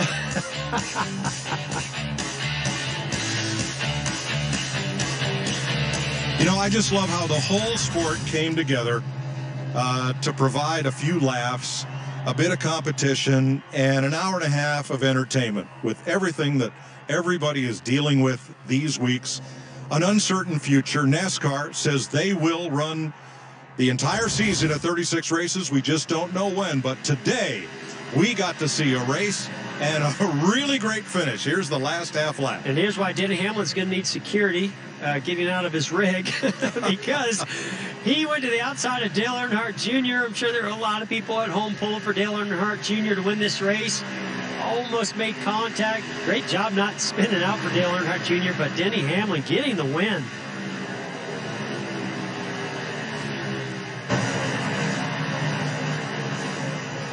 And of course, what's a win without doing some really good donuts? Why don't we have a donut sponsor? I don't understand that. All right, let's see if we can get our winner on the line and do our virtual Victory Lane interview. Denny Hamlin, wow, congratulations. What a fantastic run through the field. Yeah, that was unbelievable. I didn't think we were going to get back there, especially, 10 to go. We were just, 13th or so, and I kind of got bottled up there and really made the top line work those last few laps to get the win. Yeah, Denny, this is Jeff. A few of you guys, I know Alex Bowman was one of them also that you were battling with, that came in and got tires on that last caution. And, just what happened and allowed you to get through that traffic so quickly? And I guess maybe those two guys running side by side probably played a big role too. But how much more grip did you have than those other competitors around you? Well, I thought we had about a 2/10 advantage with tires, and when they were running side by side, yeah, it certainly helped me. And then I got kind of in an incident there where I got pinched in 1 and 2 with about 9 to go, and I didn't think we were going to get back there, but the pace we were running, my spotter Keegan just kept telling me, "You're going to get there, just one per lap," and I just try to keep that pace all the way to the finish. Well, we're watching right here, Denny. It's, something you were able to do that nobody else could do. And Dale Jr. gave you that outside lane as you came to take the white flag. You took advantage of it and were able to just roll right to his outside through 1 and 2. Yeah, I thought about it because, the bottom is definitely preferred groove. Up top is not good. Definitely don't have the grip, but I thought I had enough tire advantage that I was going to be able to hold him off. And not only that, with him on old tires, his exit wasn't going to be as good. So I just ran my line. He gave me the proper space, and we were able to race clean to the line. Well, congratulations, Denny. Go celebrate with your crew, and I'm sure the NASCAR Foundation will be happy to see you get out your checkbook. But congratulations on a great day. Yeah, thank you for that donation. It was an awesome race, Denny. Thanks for all your help making this happen. Yeah, thank y'all. Look forward to it. I'd love to do it again, and thank y'all for putting this on. Well, thank you. Let's check in with our in-race reporter, Clint Boyer. Well, how'd it go? Guys, I let you down. Heck, I let myself down. Let my fans down. Had sponsors in the stands. Praying for a good showing. Ended up wrecking, using both redos, as a matter of fact. But I think the real takeaway is, obviously, I need a lot more practice. Denny, you said the laps. I still think what is he, like, he won, so he's donating $5,000. I think he's $130,000 in the hole with his win. So I think I still won. I am satisfied with where everything is at in the country. I hope the fans were satisfied. I hope they got their minds off of things for a little bit, and we'll be back. I will be better, and promise you, if you get an iRacing, you get online, you're going to see all these boys probably tonight battling out again. Well, we were #1 trending on Twitter mid-race, so thanks for being with us, bringing your rig in, and for being part of the telecast. Yeah, thank you, Clint. It was fun. That was awesome. Let's see if we can get a word with Dale Jr., who finished second today. And, wow, what a fantastic run. Just not quite enough for Denny Hamlin today. User left your channel. Oh, well. Had about 10 laps better tires than we did, and he's very, very good. Yeah, he's really, really good. So I've raced him on here for 2 decades. I thought he would be hard to beat. I thought William Byron would be tough to beat, too. Well, Dale, I thought it was fantastic racing, watching you come up through there, utilizing a little bit fresher tires on Timmy Hill and some of the guys you were racing.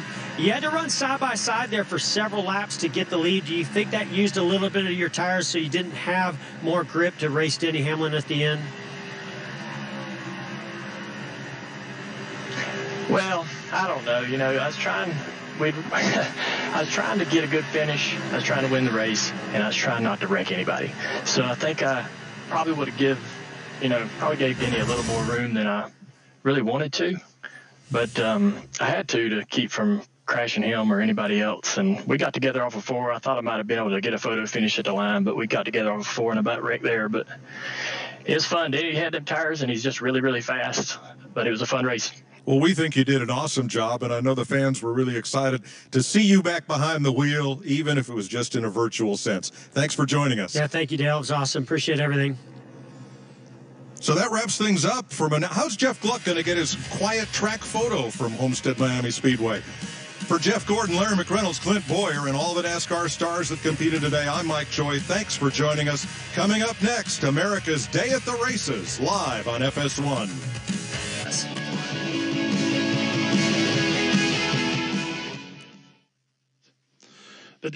Pinkai, as we continue to adjust to this new normal, for now, during this coronavirus pandemic, most of us are spending more time at home, more time with our loved ones, really just hoping this passes sooner than later. Lives have been disrupted, and it would be great to have sports to lean on in terms of a distraction. But most sports have been canceled or postponed in North America. Horse racing does continue at several racetracks, albeit without spectators and an abundance of caution. And that's why we're here. And whether you've grown up spending your whole life attending racetracks or you've never been, it doesn't matter. We're thrilled to have you with us this morning and afternoon, and hope you enjoy our coverage on America's Day at the Races.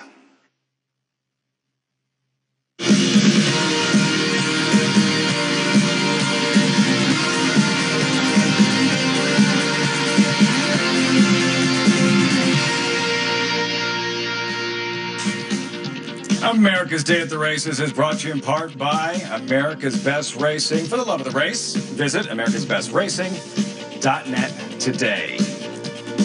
Inside the studios and now joined by Hall of Fame jockey Gary Stevens. I'm Lafitte Pinkai. We have a lot to get to. Live racing, Tampa Bay, their 7th race coming up in just a moment. We have a lot of stakes racing to recap. Later on, we will be joined by trainer Brad Cox. Had a huge day yesterday at Fairgrounds, wins in the Fairgrounds Oaks and the Louisiana Derby, Gary.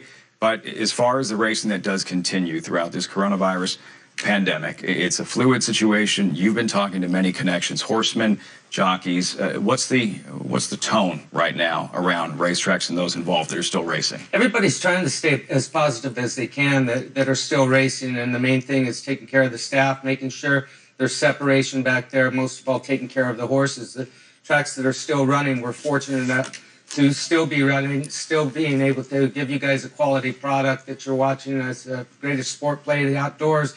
Got to enjoy it for a lot of years, but talking to people across America, trainers, whatnot. My brother Scott, who's a jockey, lives in Arizona, not allowed to come to California to race there.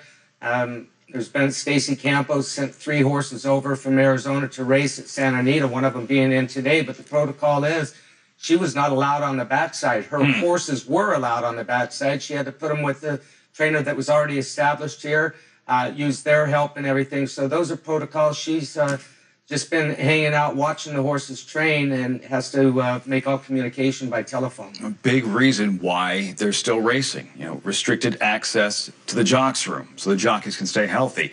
Restricted access to the backside where the horses are stable so the backside workers can stay healthy. And so the racing does continue. Again, we're so glad you could join us this afternoon. Our thoughts to everyone affected by the coronavirus pandemic, and hoping you can take your mind off things for a couple of hours. Join us here on the show and watch some terrific thoroughbred racing. Here's the schedule of racing we'll be taking over the next couple of hours. As we mentioned, they are nearing the starting gate for race number 7 at Tampa Bay Downs. Tampa Bay Downs from Florida, Gulfstream, Florida, Oaklawn, Hot Springs, Arkansas, and racing on the West Coast is about to get underway at Santa Anita in Arcadia, California. And we want to get the viewers involved. Naira Bet's where you want to go, and a $20 free play today, only with promo code BET20. Visit NairaBets.com, enter code BET20 at sign up. $20 will be in your account in minutes to bet any race on our show today, bet any track, anywhere, anytime, and join at NairaBets.com/BET20. We need to move Tampa Bay Downs. They're at the gate. This is the 7th race on their program. They're looking at fillies and mares. They'll be sprinting 5 furlongs on grass. Beantown Baby, Gary, the odds-on favorite, heavily backed at 3-5. They've been off of a big win last time out, won by 5 lengths. Was claimed, went to Arnaud's, Delacour's barn, and we'll see what happens today. Blink and you'll miss it. 5 furlong mad dash on a firm turf course. We'll see if the odds-on favorite Beantown Baby lives up to her billing. 3-5 at post time. Richard Grunder with the call. It is post time, race number 7, live from Tampa Bay Downs. From the barn of Kelsey Denner.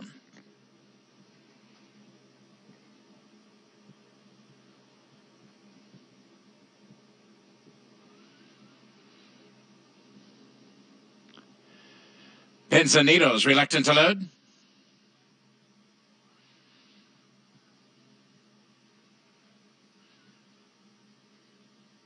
Now she's in. They're at the post.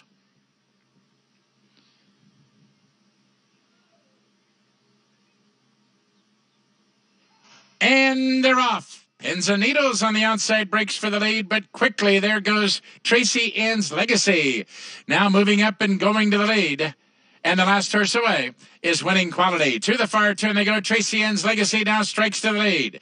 Up on the outside, Pins and Needles is there. Second, Irish Fix. All covered up toward the rail now. Third, from between horses, the heavy favorite. Beantown Baby will need racing room. In tight quarters, check back slightly as they swing around the far turn. Tracy Ann's Legacy is on the rail and has the lead. Pins and Needles on the outside, runs up the leader second. Beantown Baby. And now Centeno finds room, and she's storming up on the outside. They turn for home, 3/16 of a mile to run. Here's Beantown Baby on the outside. Pins and Needles is now faltering in toward the rail. Tracy Ann's Legacy is digging in gamely. They still have to run down. Tracy Ann's Legacy and Jesus Castellan. Beantown Baby on the outside. Tracy Ann's Legacy will score at 9-2. Beantown Baby was second, close for third. Tracy Ann's Legacy. Gary, you were saying something about Jesus Castellan being one of the most underrated grass riders in the country? Yeah, for a lot of years. A lot of respect for Jesus. Rides a great race. He's no more for off-the-pace type.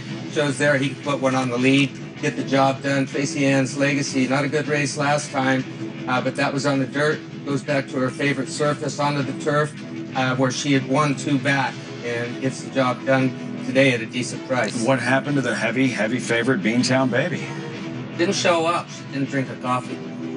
But there she right about there, maybe needs to be a little caffeinated to try to keep up with Tracy Ann's Legacy, because she's in the thick of things with Daniel Centeno, Beantown Baby. In the end, Tracy Ann's Legacy just had too much. Anytime you see Jesus Castanon on the lead, it's because they're dragging him to the lead. He doesn't like necessarily putting horses on the lead, kind of like Eddie Delahousie style.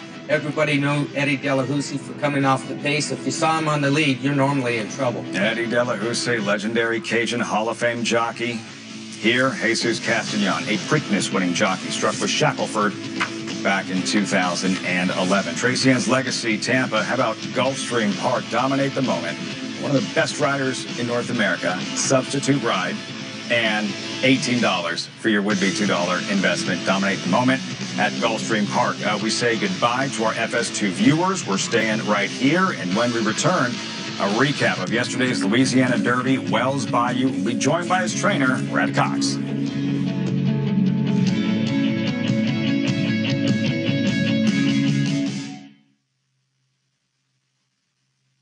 Orb, winner of the Kentucky Derby and Florida Derby. His runners have scored on both dirt and turf.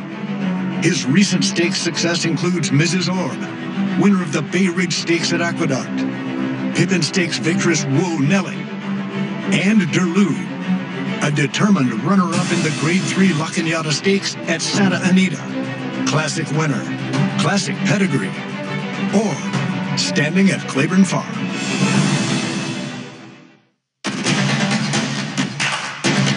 And they're off! Second in the two-path. Round first inside. Race.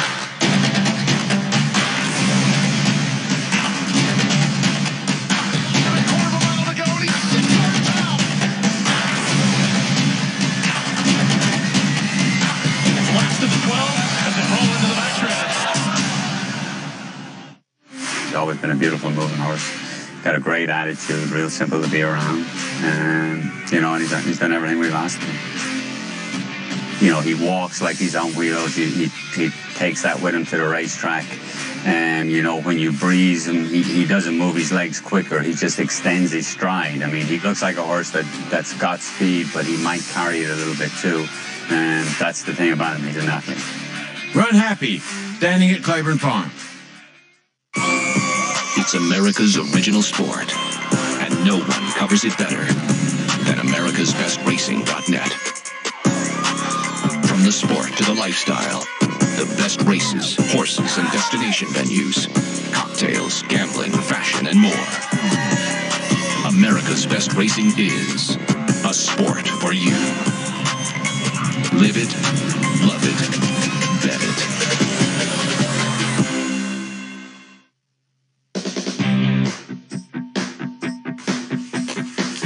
Welcome back to America's Day at the Races. Our coverage brought to you in part by America's Best Racing. For the love of the race, visit americasbestracing.net today. Just saw race number 7 at Tampa Bay Downs in a good stretch duel. There you see Tracy Ann's Legacy. You're thinking maybe Beantown Baby's going to go right on by Gary. Tracy Ann's Legacy had other ideas. Yeah, Beantown Baby looked like she was locked and loaded, but they didn't know Tracy Ann's Legacy had been running easily on the lead under Jesus Castanon. Draws off for a pretty easy win right there.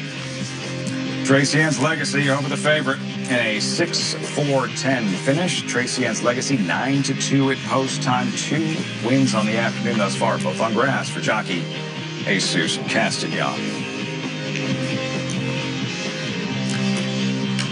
As we now welcome in a very special guest, he's considered one of the brightest young stars in thoroughbred racing as a trainer. Brad Cox joining us on the show. Brad, thanks so much for taking the time. How are you? How is your family? Everyone healthy and okay? Hey, good afternoon, guys. Yeah, everything's seems to be in good shape right now. I'm just headed back from the fairgrounds. I left this morning, headed back to Kentucky for the time being. So hopefully things continue to go well with You mentioned you had a huge afternoon yesterday at Fairgrounds. Brad, it's the marquee day of racing. Typically, so much excitement, huge crowds usually. I'm wondering, because we're in studio thousands of miles away, but what was it like for you there? You win a Louisiana Derby. Describe the atmosphere doing so in front of an empty grandstand and no spectators. Yeah, I always watch my races in front of a TV, and we were in, I think, 4 out of 5 races the last second half of the day, and just me, my assistant, my son, and a good friend just watched them on a television monitor. A lot of people, I think, chose to watch them outside, but we chose to watch them on a television monitor by the paddock, and there was really no one around. It was definitely different, to say the least. And Brad, we were just looking at Wells Bayou going wire to wire in the Louisiana Derby. Your thoughts on his performance and how he was able to essentially steal $1 million horse race? Lafitte, can you guys hear me? Hello? Yeah, we've got you, Brad. You still there, Brad? I think you were asking, what was the question again? Well, I'm sorry, it broke up. Well, with Wells Bayou, just your thoughts on the performance itself and how he was able to pull that off, going wire to wire at a Louisiana Derby at a longer Preakness distance of 1 3/16. Yeah, we did some homework on the race, leading up between the Rebel and the Louisiana Derby. I knew we were going to, after doing the homework, we knew we would be facing more horses in the Louisiana Derby, but we thought we would be more of a pace presence in the race as opposed to the Rebel, given the Doll, no parole. And I like the idea of 5 weeks as opposed to 26 days, I think was what we would be running back in the Rebel. And we just thought, he did a lot of running in the Southwest. I mean, he made the pace, held on to be a really good second that day. And I just thought it was a really tough race. So I thought, give him another week, give him more distance. I think speed horses can be very tough at 1 1/8 and beyond, and obviously getting 1 3/16 I thought was a plus in a race that I just didn't really think was coming up with a lot of pace in it. And I just felt like it was the right move for this horse at his point in his career, and it really worked out. We actually called an audible. We were going to leave him there in Oakland, and he was going to have his last work there. And we just saw so much rain in the forecast, we decided to ship him to the fairgrounds about 10 days before the race. He had a fantastic work last weekend. He galloped out 3/4 of 1:13 3, and he was just on it. He came out of that work in great shape, and he was doing everything you want to see your horse doing, going the right way at the right time. So just super pleased with how he was training leading up to this race. Brad, I know it's just the following day after the great race yesterday, but now looking on with the Arkansas Derby being moved to the first Saturday in May, taking the place of the Kentucky Derby, is there a chance you could fire back there, shortening back up to 1 1/8 with the timing? Yeah, it's definitely a possibility, Gay. I mean, it would mostly depend on how he's doing. I checked him this morning before I got on the road. I was happy with the way he looked. I did think he was a little tired. He has a right to be. It was a big effort, asking him to run an 1/8 mile further than he's ever went before. It's definitely, right now, it's the only option out there we know of. It's either that or just kind of wait and see. And hopefully over the next couple of weeks, some things will turn up as to the racing schedule this spring and summer. But, ultimately, we're just going to kind of watch him and see how things, how he does, training moving forward. Oh, Brad, congratulations on a huge afternoon at Fairgrounds. The 3 graded stakes victories, continued success. Thanks so much for joining us on the show, and stay healthy, Brad. Thanks, Lafitte. Thanks, Gary. Talk to you guys soon. Hi.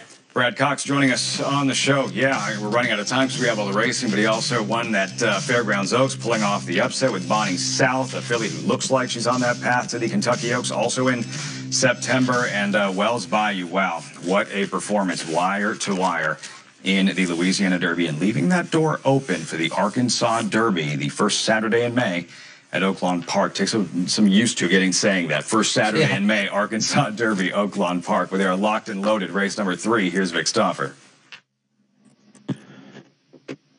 And Devil's Halo.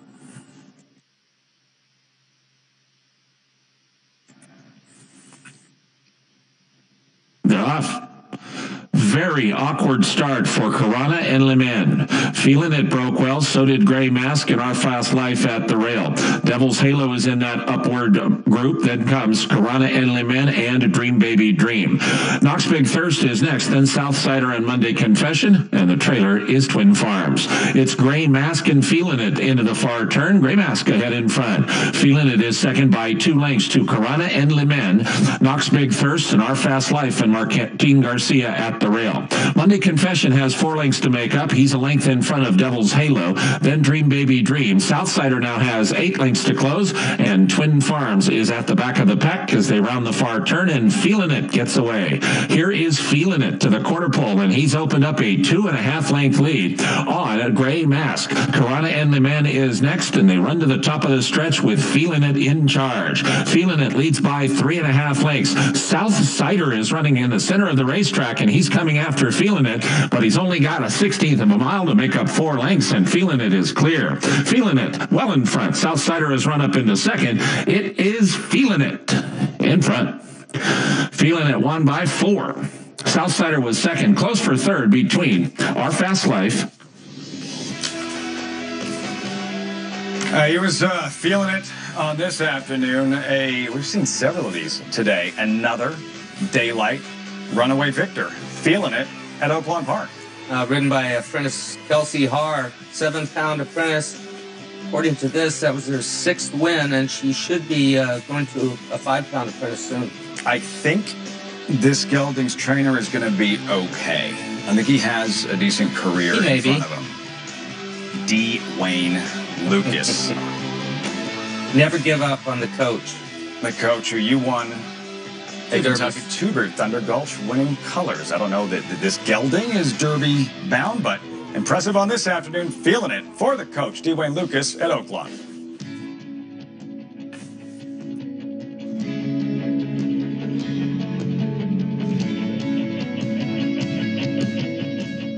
No sport in the world brings the wins home like racing. It's one-of-a-kind, high-speed, high-stakes action, and Naira Bets takes you there. Place your bets and watch the races live from anywhere. With Naira Bets, make easy, secure deposits and promotions every day to earn reward points or cash. Download the Naira Bets app or visit NairaBets.com.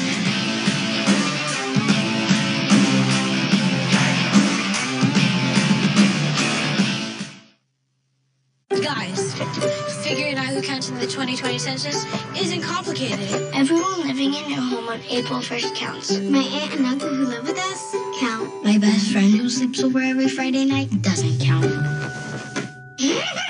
Our new baby sister, she counts. My mom's best friend who's been living with us, she counts. Your dog, Mr. B, should count, but he doesn't. Complete the census online, by phone, or by mail. Shape your future. Start here at 2020census.gov.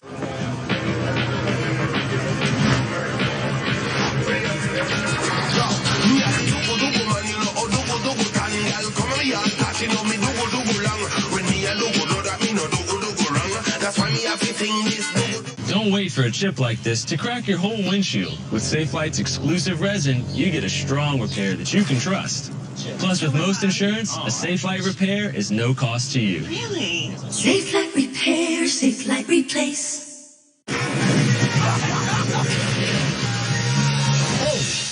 911, all new tomorrow at 8, 7 Central on Fox. Mama, Mama. Why do I keep falling asleep during the day? What's making me so tired? Why does it feel like I'm still dreaming when I wake up? What could be causing this? Hey, Luke, wake up. You fell asleep again. Why do I always fall asleep on the bus after school? Why am I so tired? It turns out we're more than tired. We have symptoms of narcolepsy, like the uncontrollable urge to sleep during the day, sudden muscle weakness during laughter or emotions. Dreamlike hallucinations, or feeling paralyzed when falling asleep or waking up.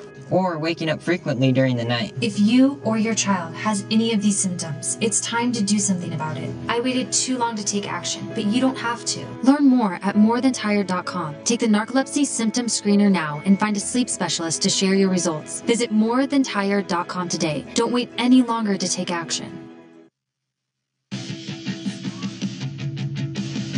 Welcome back to America's Day at the Races, where Feeling It simply dominated. Race number 3 for his Hall of Fame legendary trainer, Dwayne Lucas, a guy who's won 4 Kentucky Derbies and multiple Breeders' Cup events, a guy who revolutionized the sport, Gary, and here he is at Oaklawn with his wife, Lori, in the winner's circle on a rainy day after a victory in an $8,000 claiming Yeah, race. you know what? Even with the quarter horses, he'd go over and dabble with the quarter horses just for entertainment purposes. But I was going to say, he can not only train champion 3-year-old horses, he can train a 3-year-old against older horses in March. Not an easy job to do, and he loves winning the $8,000 claiming race as much as he loves winning those classics. Just Wayne Lucas, a true horseman. Yeah, Dwayne Lucas with the victory there at Oaklawn Park. Our thanks to Brad Cox for joining us earlier in that win in the Louisiana Derby, but the undercard yesterday at Fairgrounds. Spectacular, top-class stakes racing. We go back to a race called the New Orleans Classic for older horses, and by my standards, last year's Louisiana Derby winner, a year later, back at the same track, by my standards, only his second start as a 4-year-old. Watch him take off here and make short work of a very good field. His last race that he ran in 2019 was the Kentucky Derby. He had one prep race leading up to this. It was a win, and he destroyed this field yesterday. I'm going to enjoy watching him the rest of the season. Yeah, we don't know what the schedule will look like, everything being so fluid, but moving forward, in any other year, we'd be talking about, by my standards, emerging like he could be one of the best older horses in North America. Also, the Muñoz Memorial Classic on grass. Gary loved this horse going in. Factor this, pulling off the upset at 9-1. Yeah, he'd done the same thing in his previous race. Got loose on the lead, was able to control the pace, and he wasn't just cruising out there. He was laying down some fast tractions. He was happy doing it, though. His ears were up down the backside. He extended himself coming into the stretch and won quite easily under Sean Bridgman. Yeah, at some point, handicappers are going to give him a little bit of respect. Factor this, 8-1 when he won the Fairground Stakes, 9-1 yesterday. Again, you liked him, but he said he had 13 cents in his Naira Bets account, so he wasn't able to get down. Factor this, and that was the start of a brilliant hour plus for trainer Brad Cox. He trained Factor This, and he also trained Bonnie South. About 30 minutes later in the Fairgrounds Oaks, this was a big upset. All eyes on Finite going in. She was as low as 1-9 in the wagering. I believe 1-5 at post time. You're going to see Finite. She's up close to the lead. Meanwhile, Bonnie South and jockey Florent Giroux biding his time from last to first like a slingshot. Yeah, all we've been talking about is Finite. Well, we need to talk about Bonnie South. She's the new picture on the screen right now, and got that big long stride to her, and beautiful to watch. She extends her lead here, and lightly laced race filling. Got some qualifying points for the Kentucky Oaks. Yeah, and for Finite, who had won 5 straight, done some of her best work at Fairgrounds, not only defeated, but off the board. Off the board, but I'll give her a free pass for yesterday. Every once in a while, these horses throw in bad ones, especially the fillies, and they can be forgiven. I hope that Ricardo Santana maybe learned something yesterday about this filly, not maybe wanting to be restrained as much as she was early on. I wasn't riding her. I'm not Spotty was following instructions more than likely, and we'll give her a free pass. I'm looking forward to seeing her run again. And Bonnie South is for real. Yes, she is. She's absolutely for real. And for Florent Giroux and Brad Cox, Giroux winning the Fairgrounds Oaks with Bonnie South in last to first fashion, and then in that Louisiana Derby going wire to wire here with Wells Bayou. So again, a big afternoon for Brad Cox and jockey Florent Giroux as we check back in with Jonathan Kinchin. He is at Ving Xiang's Steakhouse in Austin, Texas. For the races that you watched yesterday, Jonathan, was there one performance in particular? With so many stakes races, so many blockbuster performances, what stood out to you? Yeah, there was one that really stood out to me, and that was By My Standards. I thought he was phenomenal. When you look at the race, often in horse racing, except for the turf, but on the dirt, it's hard to see a horse visually quicken through the TV screen. And if you watch By My Standards performance, I mean, he accelerated when he was asked at the top of the stretch. Made the lead probably a little bit earlier than I think the connections wanted him to, but it didn't matter. He was too good for that field. He kicked on. I think he's going to make a lot of noise in the older handicap division. He returned to the scene of his crime, right, where he won the Louisiana Derby last year, comes back, runs well at Fairgrounds again, but I think he's going to be able to take his performance on the road with him for the rest of the year and hopefully this summer. And maybe, Jonathan, a scenario where a horse, yes, he ran in the Kentucky Derby. He trained very well leading up to the Kentucky Derby. He had a quarter crack and kind of like a hangnail, not a big deal, but he ran 12th in the Derby, and then we don't see him for several months. That time off, Jonathan, may be giving him more time to develop and mature. Sometimes having that time off for a 3-year-old, it's an advantage as they develop as an older horse later on down the line. Absolutely. They're still growing. They're still maturing. That's why the Kentucky Derby has the lure that it has. There's no next year in the Kentucky Derby. It happens in May, except for this year. Happens in May when it comes up quickly on these 3-year-olds, and that shows some precocity in these 3-year-olds. It helps them develop as a stallion, right? So now I think that he was able to kind of grow into himself, and he came back even better than ever. Not often we get to see special horses run at 4. I'm excited we're getting to see by my standards. All right, Jonathan, we'll be checking with you a little bit later on. Jonathan Kinchen with us, the 2015 NHC Tour winner, helping us with our handicapping as we switch our focus back to the live racing and Gulfstream Park, where they're getting set for race number 6. They are on the track. There you see the field and current odds. Optional claiming event. It was race number 6, the field of 7. And a 5-2 favorite, Gary Torsenal, number 4, 5-2. Yeah, 2 starts. Win first time out, came back, finished 3rd last time out. Had some trouble. It was a stakes race, straight allowance race today, and deserved his favor. Told you we'd be getting back to Jonathan. Who do you like in the 6th race, my man? That was quick. I almost ran back there and got a steak. You guys got to give me a heads up. I could have had a mouthful by now. Look, I thought this race was kind of tricky. I wanted to.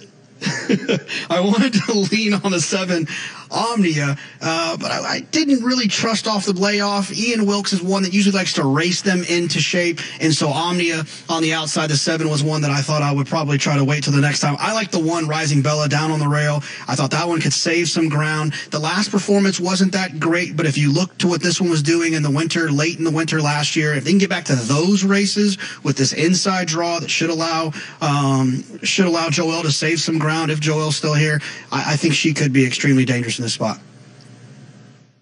By the way, Jonathan, wanted to extend our appreciation to Mattress Mac, Jim Mattress McInvale, for making this all possible, having access to you there in Austin at Vince Young's Steakhouse so that you can be part of the program here and helping the handicappers at home. Absolutely, and so that I can get a ribeye on the way out of here. I think they're open for delivery from 5 to 8, so on my way out of here, I'm going to try to sneak a ribeye on to take home.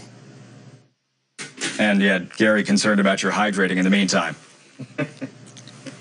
I'll be all right, Gary. Don't you worry about it. We'll work it out. You'll be easy.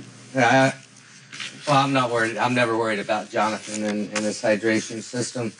Fully hydrated at all times. What we should be worried about is trying to figure out this $50,000 allowance optional claimer at Gulfstream Park. They are at the gate. Gary, any final thoughts as they move into lines? These are 3-year-old fillies going 1 mile on a firm turf course. Well, I love the 1 horse like Jonathan. That's going to be my pick here. The bottom horse, Omnia, and the 4. That's trifecta for you.